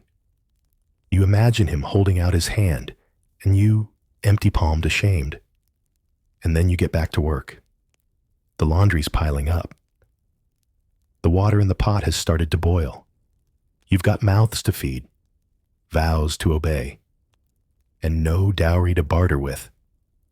Not even for God. You picture it sometimes, the walk back home. Back to your village. Back to the crooked house with the cracked hearthstone and the goose that always bit strangers. Back to your mother's weary hands and your father's quiet scowl. You imagine yourself stepping through the doorway, cloak damp eyes downcast, saying nothing at all. They'd understand. Wouldn't they? But they wouldn't. Because in the medieval world, your family didn't marry you off just for ceremony. They did it to unburden themselves. You were a mouth they no longer had to feed a future they no longer had to manage. The marriage contract wasn't just a celebration, it was a transaction, and you were the currency. So if you return, you're not a daughter, you're a failure. And failed daughters are not welcomed home. Your father, if he's still alive, might glance at you from the corner of the table and mutter about honor. Your brothers will look away, embarrassed or angry. Your sisters, if you have any, will whisper behind doorways, wondering how long it'll take before your shame stains them too. Your mother might make you tea, but she won't look you in the eye. She'll tell you to go back, to try harder, because that's what she did. Let's talk about the expectations here. Medieval daughters are raised with one goal: secure a decent marriage that preserves family status. You're not expected to be happy. You're expected to endure.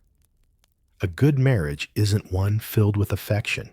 It's one where no one talks too loudly, the neighbors aren't scandalized, and your husband isn't poor or dead. That's the bar. And if your husband beats you, you're told to pray harder.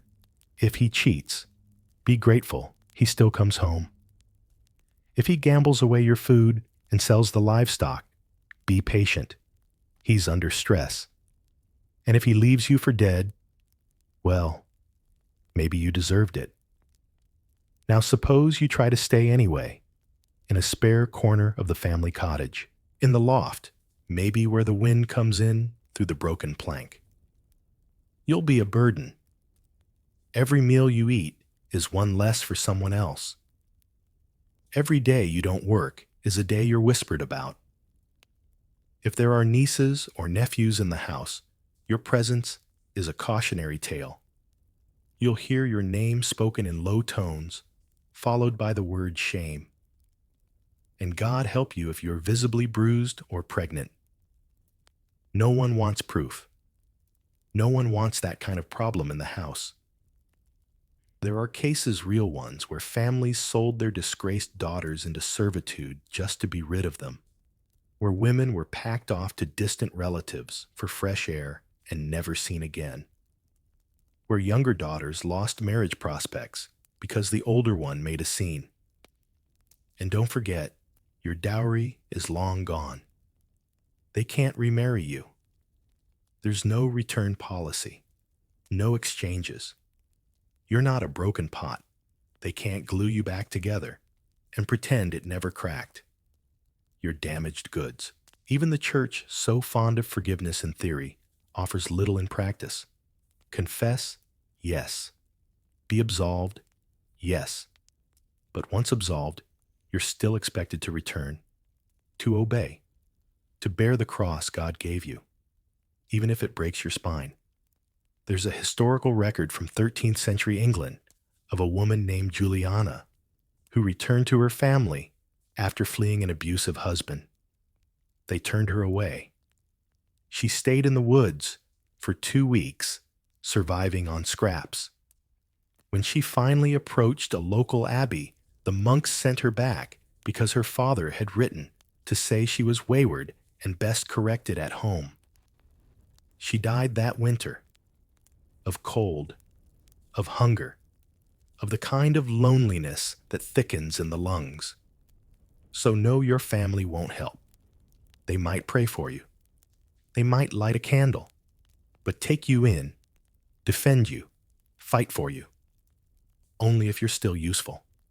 Only if the shame doesn't outweigh the sentiment. So you stay where you are. You mend clothes. You make soup. You avoid your husband's eyes when he's in one of his moods. And when you hear the distant sound of church bells, you wonder if they're for a wedding, or a funeral, or maybe someone else's daughter who walked home and wasn't turned away. You allow yourself a moment, a quiet, painful moment, to wish you had been born a son. And then you get back to work, because dinner won't cook itself. And no one's coming to rescue you. The bruise on your arm has turned yellow. You keep your sleeve rolled down, not because anyone told you to, but because you know what happens when people notice. Nothing. Worse than nothing, really. They notice and then look away. But you heard there's a hearing next week? The Reeve will be in the village square. A woman from 3 cottages down is petitioning for a cow her neighbor swindled. People say she's got a witness. That's how these things go. So you wonder, could you go? Stand before the Reeve, the scribe, the watching eyes. Could you tell them what he did, what he keeps doing? Could you say plainly, my husband hurt me? No. Because even if you could speak, no, one would be allowed to listen. In most of medieval Europe, a wife could not legally testify against her husband in court, not in civil court, not in ecclesiastical court, not even when it was her body that bore the proof. The reasoning, of course, is as old as dust.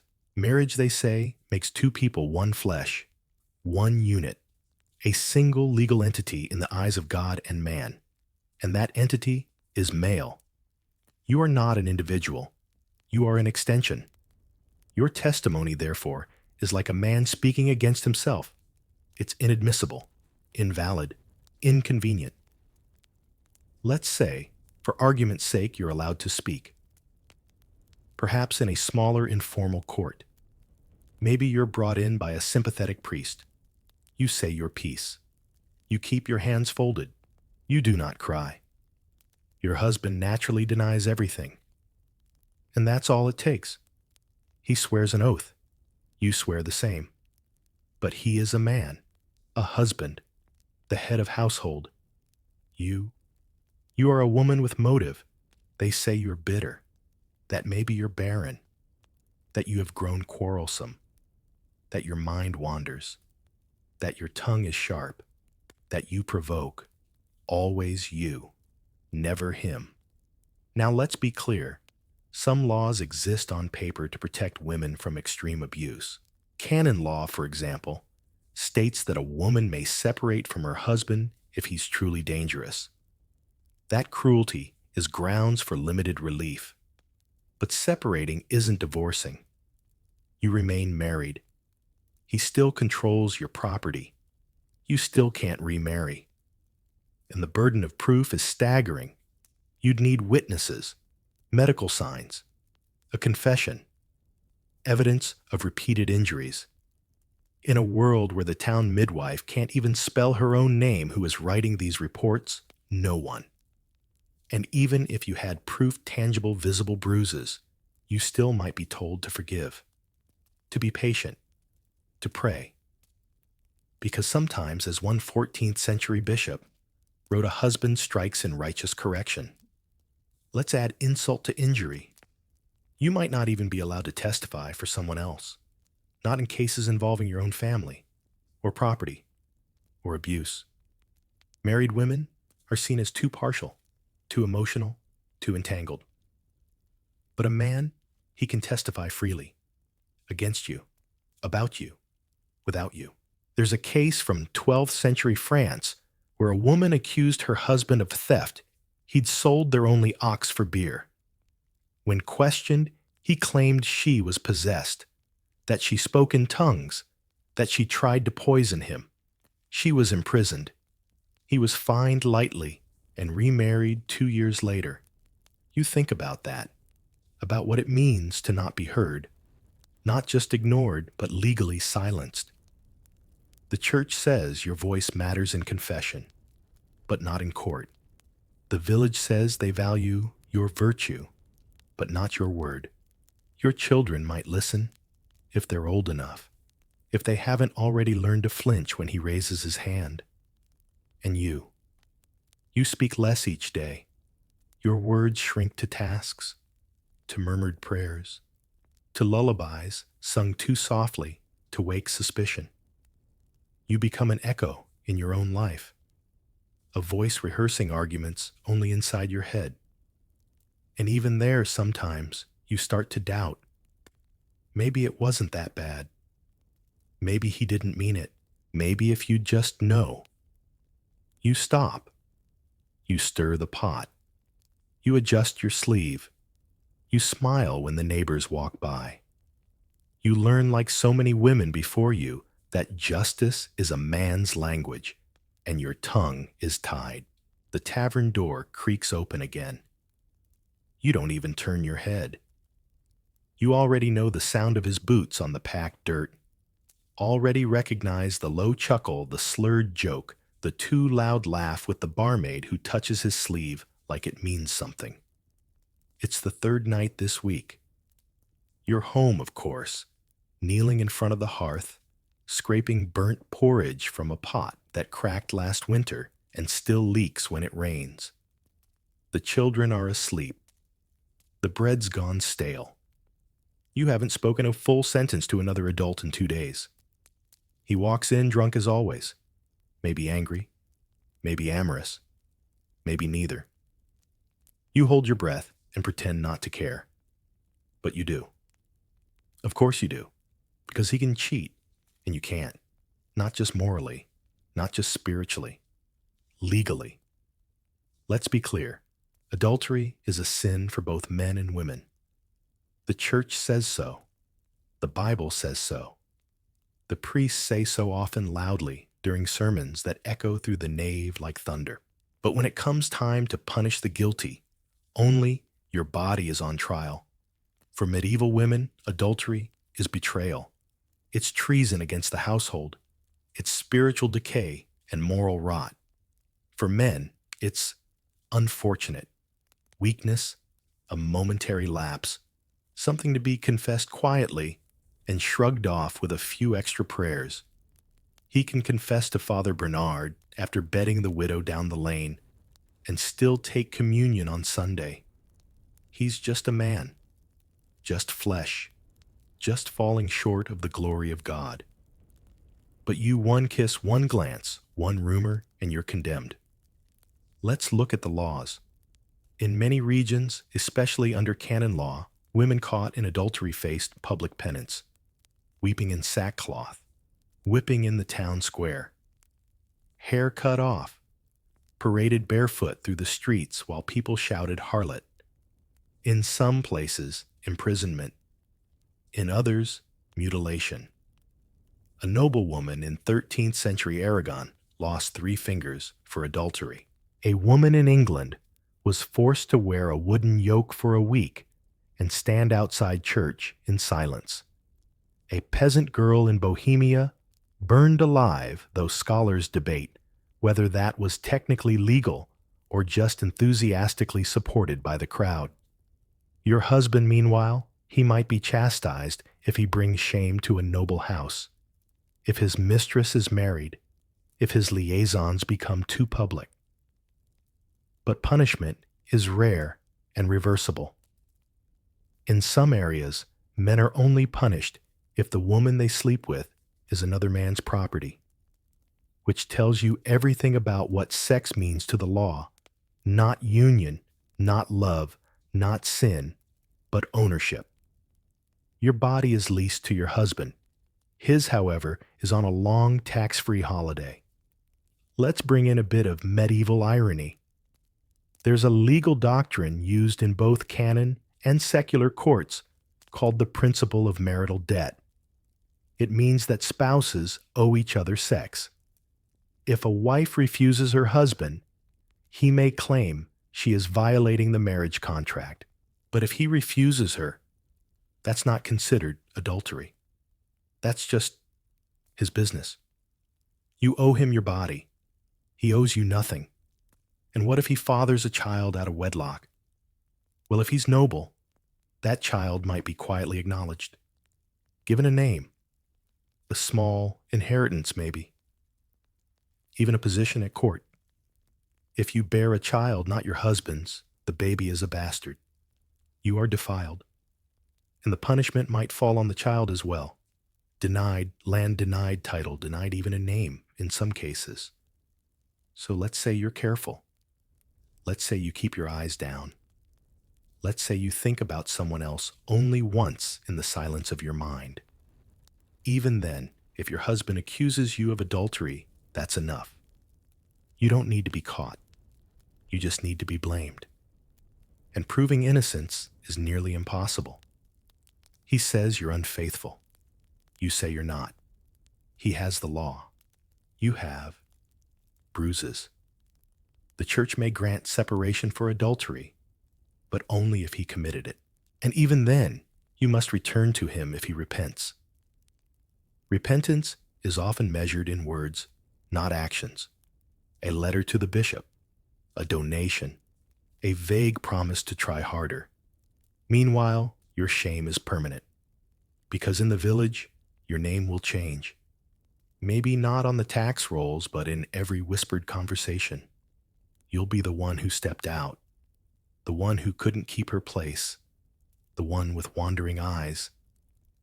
And he'll still be invited to the tavern, slapped on the back, toasted for his virility. Men are forgiven, women are forgotten. Let's end with a story, a small one. In 15th century Florence, a woman named Julia was accused of adultery by her husband after he found a letter she never sent. No proof of an affair, just words. She was jailed for 6 weeks, then released to a convent for moral reformation. Her husband remarried within a year. The man she supposedly loved never even knew. So tonight you clean the dishes. You feed the chickens. You lie beside a man who stinks of sweat and someone else's perfume. And you say nothing, because his sin is invisible. And yours would burn. The first time he hits you, it's almost a mistake. A sudden movement, a hard word, a drunken lurch. Your cheek catches his knuckles, and the sting makes your eyes water not from pain but surprise. Even he pauses for a second, and then he shrugs. And then he tells you it was your fault. Too slow, too sharp, too noisy, too quiet, too something. And so the second time comes faster, the third even faster than that. Eventually you stop counting. Because in the medieval world, a husband has the right, even the duty, to discipline his wife. And discipline often means pain. The idea of correction is baked into both canon law and customary law. A man is expected to be the spiritual and moral head of the household. If a wife is deemed lazy, quarrelsome, prideful, or God forbid, disobedient, it's his responsibility to bring her back into line. And if his hands leave bruises, well, that's between husband and wife. The neighbors might hear. The walls are thin. The screams sometimes echo through the rafters and into the cobbled street. But they won't intervene. At most, someone might mutter, "She must have pushed him too far." They won't ask if you're all right. They won't come knocking, because no one cares if he hurts you, so long as it's inside the home. Let's talk legal thresholds. Some medieval courts technically allowed a woman to complain about abuse, but only under extreme conditions. The violence had to be life-threatening. It had to occur repeatedly. And even then you'd need proof. Witnesses, a confession, maybe a priest's word. And if you got that far, if the court agreed you were in danger, they wouldn't imprison him. They'd tell you to live apart for a while. That's it. No reparations, no justice, just time. And once the anger cooled and he made a show of repentance, perhaps, by fasting or donating to the church, they'd tell you to reconcile. Because marriage is holy. Because suffering is sanctifying. Because you're a woman. If you complain too often, you're nagging.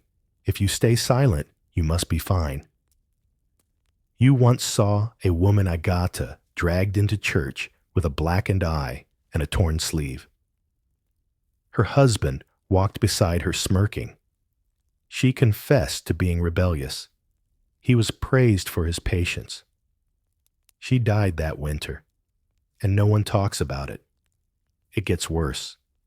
Because violence isn't always fists. Sometimes it's starvation, refusing to let you eat unless you earn it, keeping the coins you collect from selling eggs, locking you inside the cottage during market days. Sometimes it's humiliation, making you kneel in front of guests, forcing you to wear a sign that says sloth or whore as a punishment, letting the children laugh at you. Sometimes it's isolation, telling your friends not to visit, telling your family you're mad, telling the priest you're not well enough for Mass. And sometimes it's all of those at once.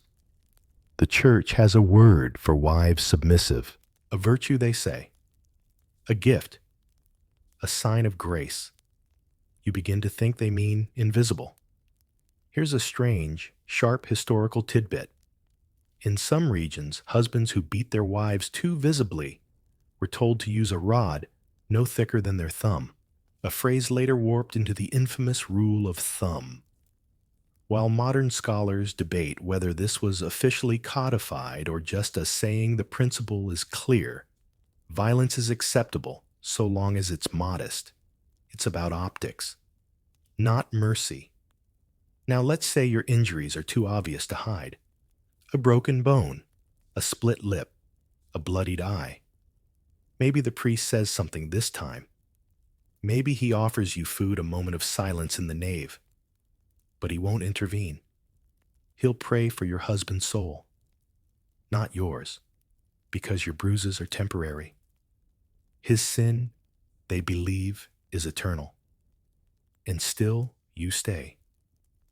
Because what's the alternative? You have no home to flee to, no wages to live on, no courts that will punish him, no neighbors who will protect you. You live in the quiet world of bruised women, mothers, daughters, wives, who share glances across the market square but never speak aloud. You learn to read pain in someone else's walk, to recognize shame in the tilt of a chin. You begin to wonder if the saints ever wept like this, if the Virgin Mary in all her holiness would have been believed. And still you cook his meals. Still you lie beside him. Still you smile when the priest asks how your household fares. Because survival here isn't about escaping. It's about enduring without being broken entirely. The weight in your belly shifts again. You wince, hand pressed to your back, the same ache that's been climbing your spine for weeks now. The child is restless tonight, a storm rolling beneath your ribs. You're tired, hungry, always sore, and terrified. Because here's the truth, pregnancy doesn't protect you. You might think it would, that carrying a future citizen, a future tither, a soul blessed by baptism, and awaited by God might earn you a shred of mercy. That your husband, cruel as he is, might hesitate when you're round and breathless and limping through your chores. But no, pregnancy is no shield. It is just another stage of service. You're still expected to work, kneel, haul, sweep, stir. Your growing belly earns no exception from toil. In fact, it often earns suspicion. Laziness, they call it if you pause too long. Vanity, if you cradle your stomach in public. Witchcraft, if the pregnancy lasts too long. Impurity, if it ends too soon. You are watched, you are judged, and you are still beaten. Let's not mince words. There are records too many of pregnant women abused by their husbands and blamed when the child does not survive. In medieval law, the fetus was not seen as a separate legal person, not until quickening, not until baptism. A man might strike his pregnant wife and face only a fine. If she miscarried, it was regrettable, yes, but not criminal, because it wasn't his fault. It was yours. You must have done something. You must have angered God. You must have wandered near the crossroads after dark, or eaten the wrong herb, or whispered too much during Mass. Maybe you didn't pray hard enough. Maybe you were too loud.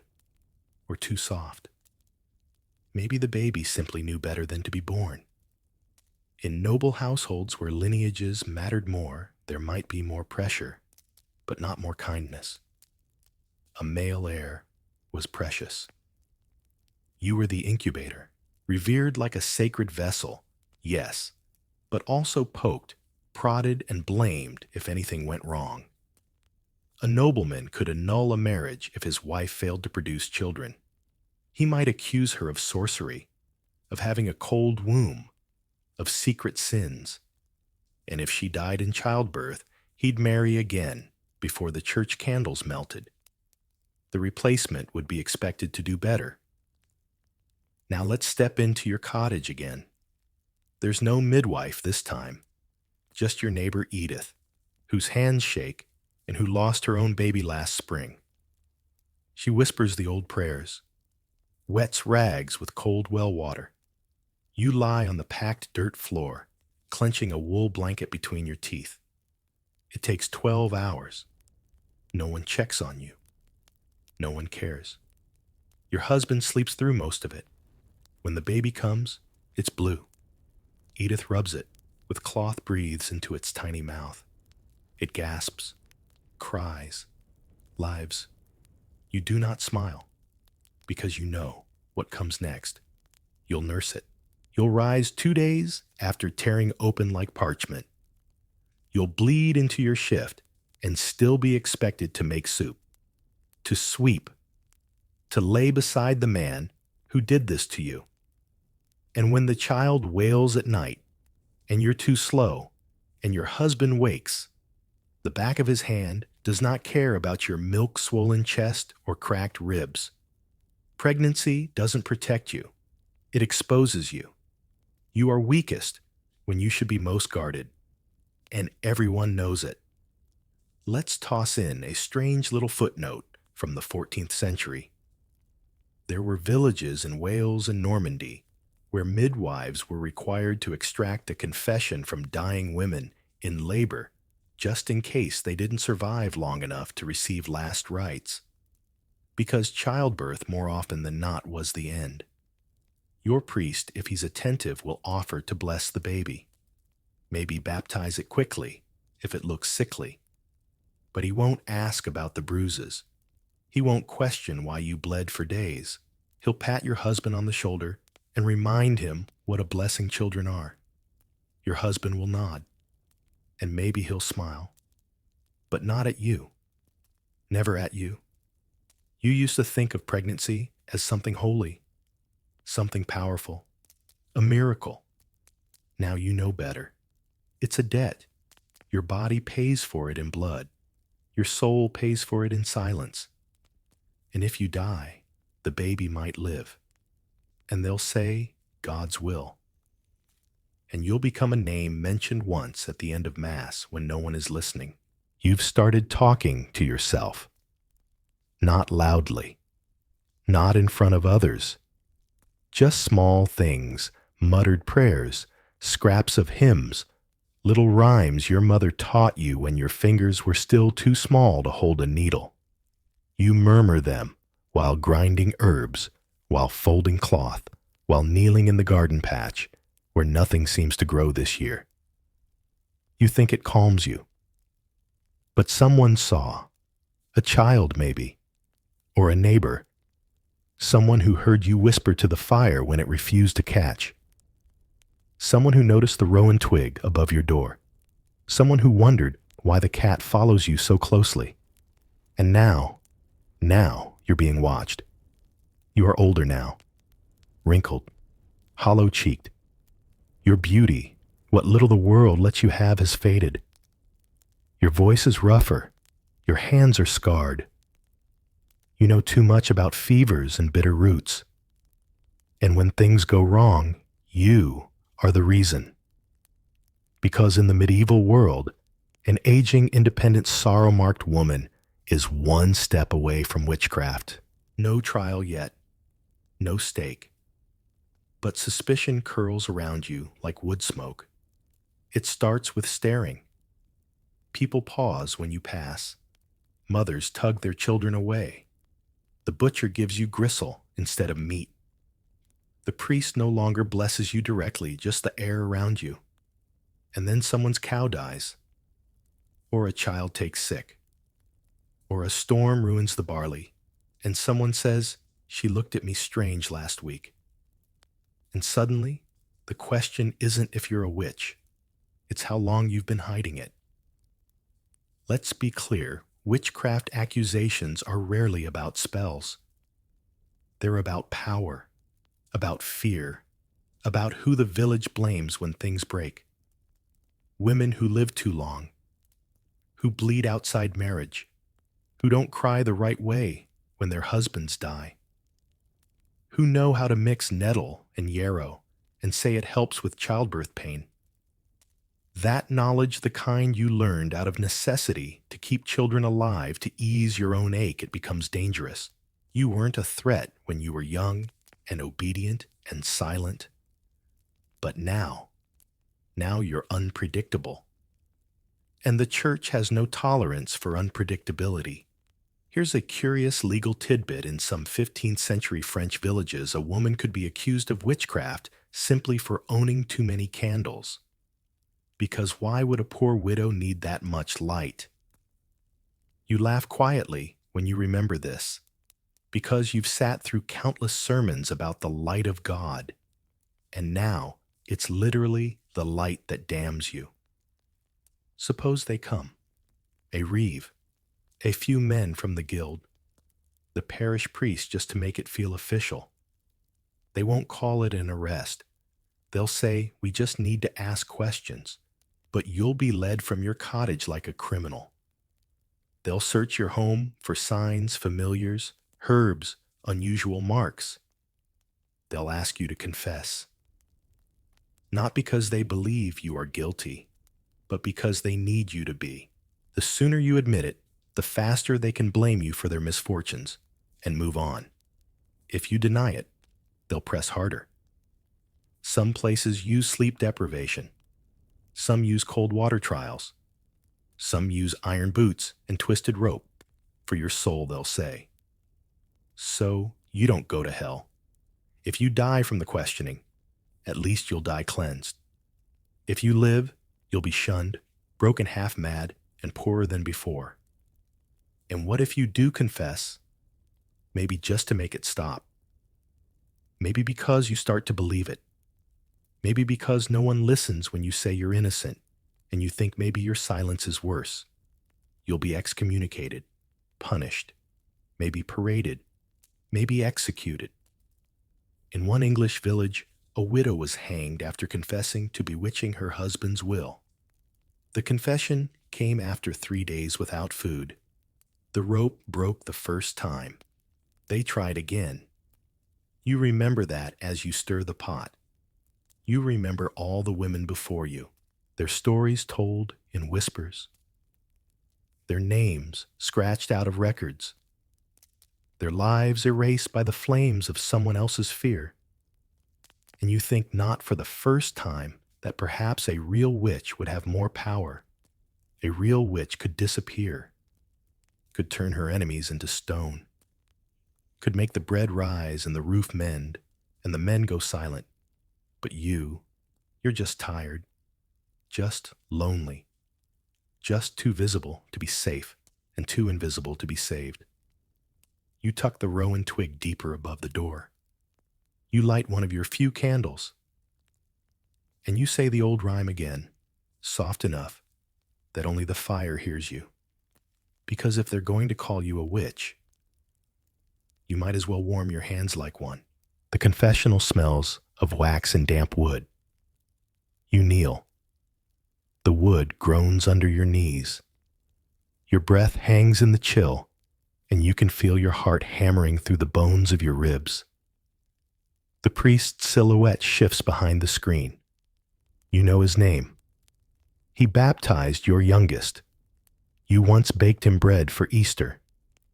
You lean forward, whisper the words you've never said aloud, and when you finish, there is silence. Then what did you do to provoke him? Because even here, even in confession, it's your fault. You thought this would be different. That here, in the stillness of the nave, with saints watching from stained glass and incense curling through the rafters, someone would finally listen. That you could name your pain and be heard not as a nuisance or a sinner, but as a soul. But no, because sin in the medieval world is not just an act, it's a role, and your role is to obey. You speak of bruises, of curses shouted into the rafters, of nights without food, of hands that did not stop when you begged them to. He listens. But then he starts to ask, did you speak harshly? Were you cold to your husband? Have you fulfilled your marital duties? That last one stings. Because you did. You do. Even when your skin crawls, and your bones tremble, and your body feels like a husk that no longer belongs to you. You obeyed. You submitted. You bled. Quietly. But that isn't enough. Because confession isn't justice. It's surrender. You're expected to forgive. To understand. To turn the other cheek and pray harder. And remember that God has a plan. That your suffering draws you closer to the saints. After all, the priest reminds you the Virgin Mary suffered too. You want to scream. You want to shout that Mary wasn't married to a man like yours. That she was held up in reverence, not shackled to a wooden bed frame. That no scripture mentions her bruises. But you don't. Because you're still kneeling. And because he holds the power of absolution. Let's talk theology. According to church doctrine, a priest can refuse absolution if he feels the penitent is unrepentant or unwilling to change. And if you say you'll go back to your husband with anger in your heart, or refuse to reconcile or speak too bitterly of his abuse, you're seen as unrepentant. You might be told to wait, to reflect, to return with a softer spirit. Meanwhile, your husband, he might confess too, mumble something vague about losing his temper. He might be given a penance fasting perhaps, a donation, a prayer, and that's it. He leaves absolved. You leave in pieces. Now here's a bitter little tidbit. In some medieval manuals for confessors, priests are instructed to probe gently when women accuse their husbands, because women are known to exaggerate and because marital correction is not inherently sinful. Yes, you read that right. The pain must be moderated, controlled, but not condemned, unless he kills you. And even then, people might ask what you did to deserve it. You leave the church slowly. The wind bites your cheeks. The bell rings somewhere high above, calling the village to vespers. You don't go. You don't want to kneel again. You sit by the well-numb fingers curling around your shawl. You said everything. You whispered every truth you had left. You laid your soul bare in a dark little box beneath the gaze of Christ himself. And all you got was suspicion. All you got was blame. It's strange, isn't it? You thought sin was about what people did, not what they were. But now you see to be a woman in pain is to be guilty by nature. Let's end with a true story. In 14th century Bavaria, a woman named Hiltrud confessed to harboring hatred for her husband who beat her nearly blind. The priest told her that hatred was the greater sin and refused to absolve her until she reconciled with her husband in her heart. She returned home.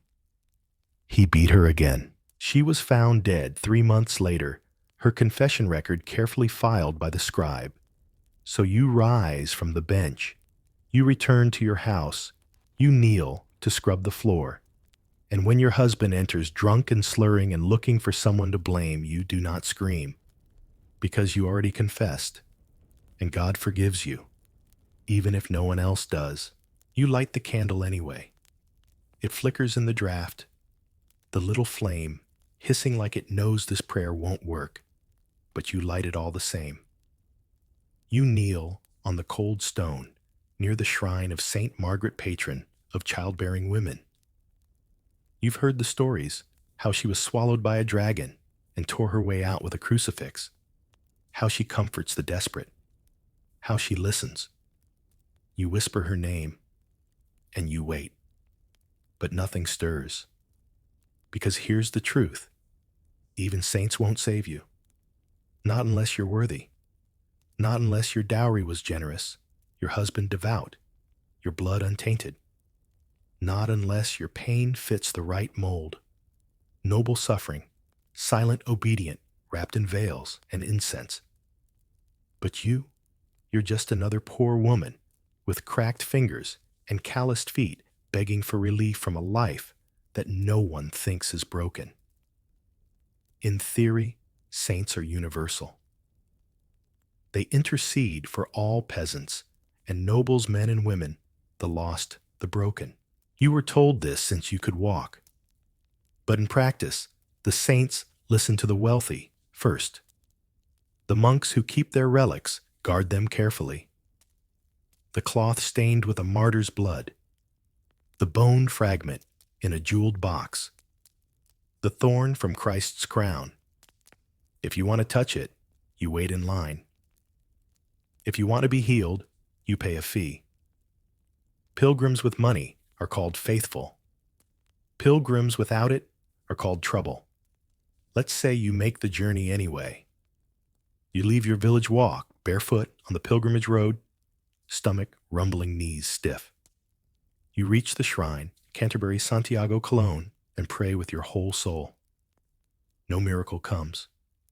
You're told to keep trying, to fast harder, to give more, to cleanse your spirit. And if you're a woman, well, be quiet, be modest, be grateful. Even when the saints stay silent. Take Saint Dymphna, the patron of the mentally anguished. Her shrine in Geel becomes a place of pilgrimage. Women whisper to her about madness, grief, despair. But only those accompanied by men or vouched for by priests are truly believed. Others are dismissed as hysterics, or Saint Catherine, whose wheel of martyrdom becomes a symbol of purity and defiance. Her prayers, they say, are especially powerful for virgin women. But you're not a virgin. You're not even a wife now, just a shadow of one. Her wheel turns, but never in your favor. There's a particularly cruel little detail in some churches. Access to relics is ranked. Nobles kneel closest. Merchants behind them. Laborers and women at the back. By the time it's your turn, the priest is tired. The relic has been put away. The incense has burned low. You get the crumbs of holiness, and you're told it's enough. But it isn't. Because while you pray to saints, your husband drinks. While you fast for divine attention, he boasts of your obedience. While you kneel in silence, the village gossips about how your belly hasn't grown again. You wonder maybe saints don't ignore you. Maybe they just can't hear you over the noise of those more important. Or maybe, just maybe they're tired too. Tired of the endless line of women asking for permission to breathe. Let's dip into a recorded account from 13th century Italy. A woman named Lucia travels to a local shrine after years of abuse. She walks 70 miles barefoot to pray for deliverance. She claims the saint appears to her in a dream, tells her to leave her husband. She returns home emboldened. The village accuses her of heresy. She's stoned outside the church steps. Her vision is declared false. The shrine is repainted. No saints come to help her then. Back in your world, the candle guttered out 20 minutes ago. You hadn't noticed. You rise knees, cracking skirts stiff with ash and damp. You press your forehead to the wooden altar. Just once, you leave nothing behind but wax and a prayer you can't quite remember. The saints will remain in their boxes, The relics will stay locked behind silver and glass. And you will walk home.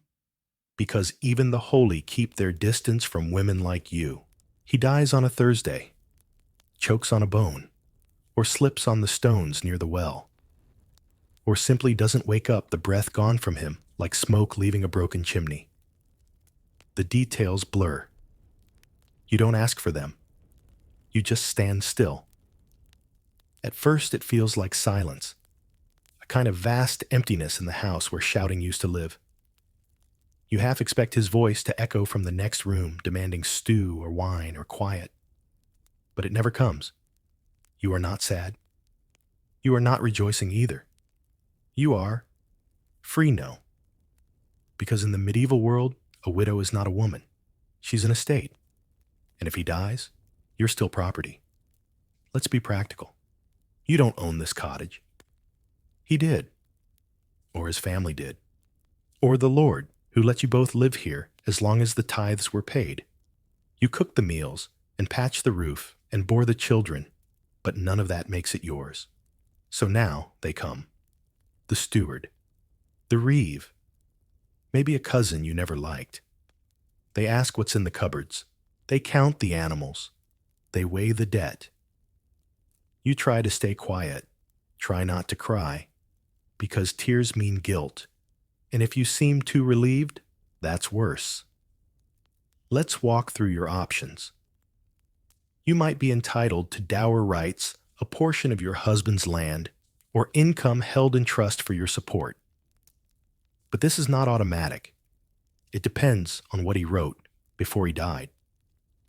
It depends on whether his heirs accept you. It depends on whether the church steps in to mediate.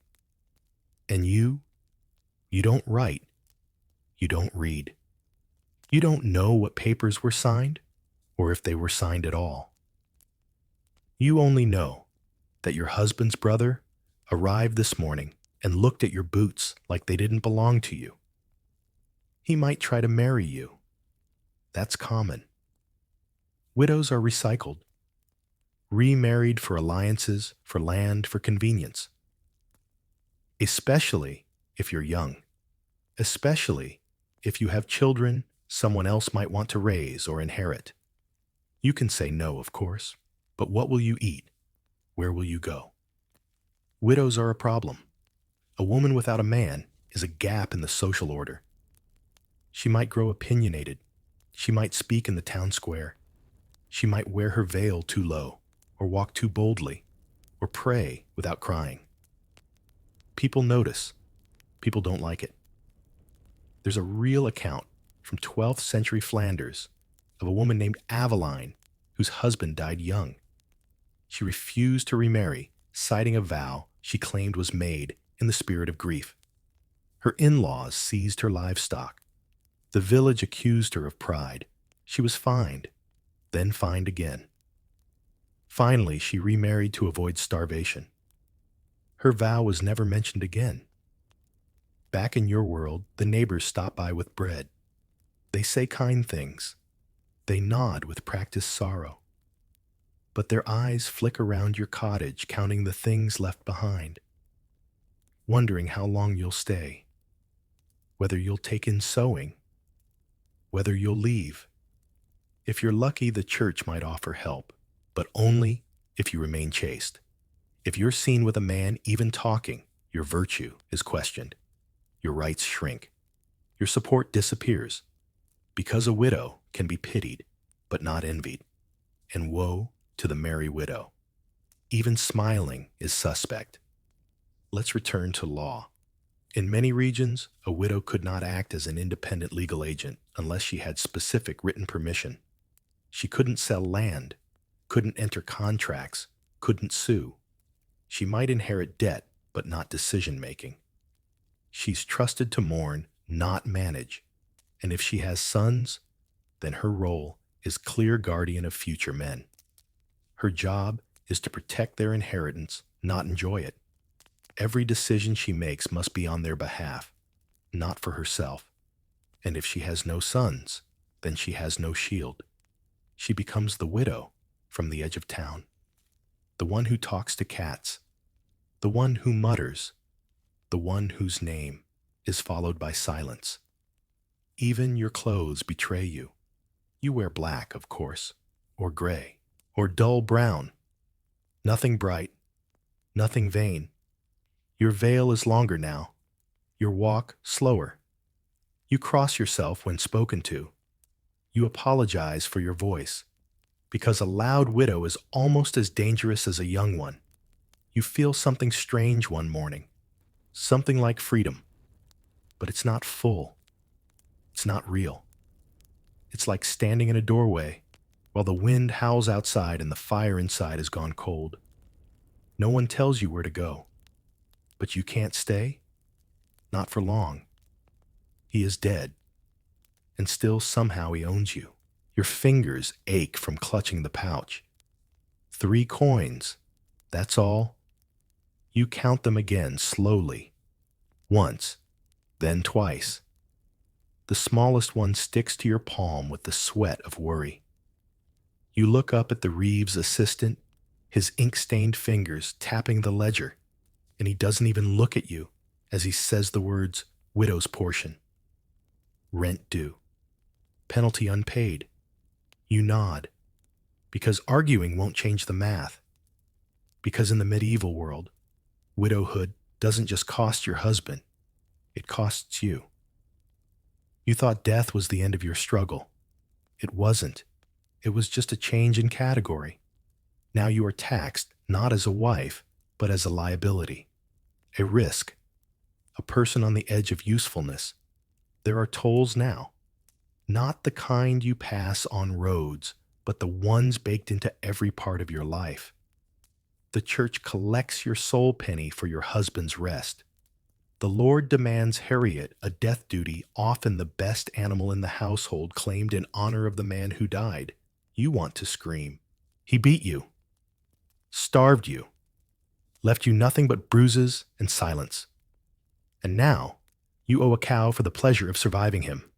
Yes, because even now, you are seen through his debt. His name remains on the rolls. His obligations carry forward, and his absence still your burden. If you inherited anything, it was grief with conditions. You may be permitted to stay in the home, but not without strings. You can live there only if you don't remarry without permission.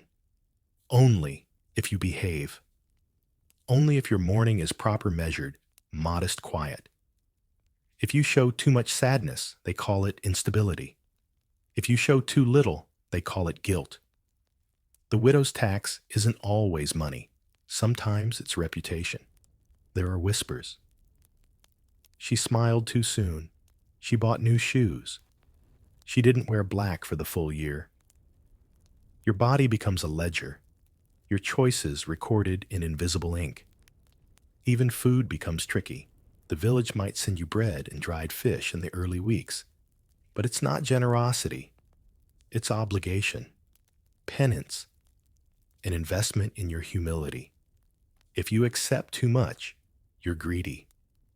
If you refuse, you're proud. And if you sell something your husband's boots maybe, or the last good blanket, you're accused of squandering the household. A scholar might call this social debt enforcement. You call it being slowly erased. Let's look at an odd little legal clause. In parts of England, widows were required to pay a fine for liberty if they wished to avoid remarriage arranged by the lord of the manor. It wasn't always monetary. Sometimes it was labor or goods, but the principle was the same. You pay to be alone. You pay to be left alone. And if you don't, you're given away again, reassigned, because peace, like property, belongs to someone else. Even the church gets its share. Masses cost money. Prayers for the dead are not free. If you want your husband's soul lifted from purgatory, and if you don't, you're callous, you'd better find enough coin for candles and bread and coin to place on the altar. And if he had debts, you inherit those too. Not officially, of course. Women aren't full legal agents, remember? But practically. Collectors don't care about technicalities. They come knocking hats in hand and threats in their sleeves. They want grain. They want chickens. They want something, anything. So you sell your weaving. You sell your hair ribbon. You sell the child's shoes that don't fit anymore. And you still fall short. There's a letter from a bishop in 14th century Burgundy describing a widow who was excommunicated not for sin, but for failing to pay her husband's burial tithe. Her neighbors were told not to speak to her until she reconciled her debt. What could she do? She left. No record of her after that. Maybe she joined a convent. Maybe she died by the road. Maybe she simply became one of the invisible, unmarried, unclaimed, and uncounted. Back in your cottage, you take stock. You own a pot, a bed, a worn shawl, a memory of someone who once loved you long ago, before the bruises, before the silence, before you forgot your own laughter. You're still young enough to be remarried. You're still poor enough to be forced into it. And you're still too tired to fight. So you pay the widow's tax. You pay it in silence and coin, in tears no one counts. Because in the medieval world, grief doesn't absolve you. It just changes your line in the ledger. She's watching you. Not openly, not with wide, innocent eyes like she used to, but quietly, cautiously, from the edge of the doorway. Her hair is tied back the way you showed her.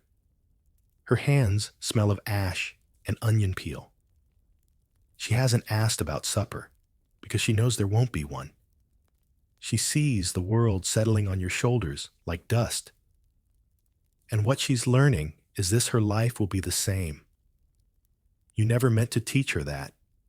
You once told her stories about saints and miracles, promised her a life where she might marry someone kind, someone different. You whispered to her about learning to read, to sew for a living, to maybe even travel someday. But someday never came. And the world does not make space for different stories. In the medieval world, a girl's path is set before she bleeds. Her future is not something she chooses. It's something she survives. You know the steps already. She'll be married young 15, if you can find a match. Maybe earlier, if you can't pay your taxes and the miller's son needs a dowry. She will not choose him. She will not meet him first. The first time he speaks to her may be during the betrothal ceremony. He will be older. She will be afraid. But she will smile because you've told her how to smile when your throat is tight and your stomach is cold. She will learn how to carry water, how to stretch flour into something edible, how to stitch torn linen while nursing a newborn. She will learn how to nod at priests and neighbors and never speak her real thoughts. She will learn, as you did, how to disappear just enough to stay alive. The cycle repeats. You can feel it already. The matchmakers circling, the neighbors whispering. She's a good girl, they say. Obedient, strong, useful, not happy, not safe, just ready. She saw your bruises, heard the slammed doors, watched you weep behind the thatch wall when you thought she was asleep. But she also saw you survive, saw you keep the house warm, the baby fed, the shame buried. She learned not just how to endure, but how not to expect anything more. Let's add a bitter little historical flourish. In many villages, girls were taught that obedience was their only virtue. In one surviving medieval conduct book, a father advises his daughter, "Speak not unless bidden. Weep not unless alone. Smile lest you be struck for frowning." This was considered wise parenting. You tell her to tie her veil tight, to walk quickly in the streets, to say her prayers loud enough to be heard, but not so loud as to seem proud.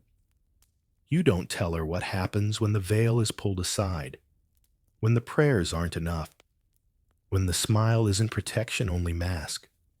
You want her to hope, but you can't lie, because you know what they'll say when she's married and scared and hungry and hurting.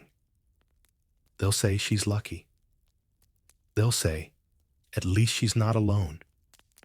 They'll say, this is the way of things, and when she kneels in the dark, asking for help, the saints will be silent, just like they were for you. Maybe she'll try to break the pattern.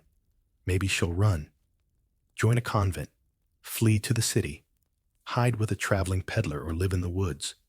But the odds, not in her favor. Those stories don't end well. They end with scandal, with starvation, with gallows. You've heard them too. So, instead, she'll marry, and she'll begin to kneel beside the hearth like you. She'll hum old songs to herself while scraping the pot. She'll light candles that don't answer. She'll say, it's fine, through a mouthful of salt. And when her daughter watches from the doorway, the circle will continue. The same whispers, the same prayers, the same aching silence. You don't cry anymore, not like you used to. But tonight, as she sleeps beside you, curled like a kitten against the last warmth in the room, you look at her and wonder, if you had screamed louder, would anything have changed? If you had run, if you had fought, if someone had believed you, but no one did. And no one will believe her either, because the story doesn't change just because you want it to. Not in this world. Not yet. The fire has long since gone out. Ash settles soft over the last glowing ember, and your breath makes faint clouds in the air. The world outside your cottage is hushed now. No footsteps, no roosters, no gossip threading through the eaves. Just silence. You lie there, your body curled tight under a patched wool blanket. Your daughter's small fingers wrapped around the hem of your sleeve like she's trying to anchor herself to something real. And maybe you are something real. Something solid, if not safe. Sleep doesn't come quickly in your world. It rarely does. Your mind walks old roads. It picks through the ruins of memories, your mother's voice, the feel of your husband's fist, the day you bled in the barley field, and no one came. But tonight, let that part fade. Let it soften. You have survived every season that tried to break you. Winter after winter. Child after child. Silence after silence. That counts for something. Even if no one carved your name into a stone, even if the priest never once said your suffering aloud, even if your daughter never truly escapes the shape of your life. You were here. You mattered. And tomorrow, when the bread is thin and the cold sharper than you remember, you'll still rise.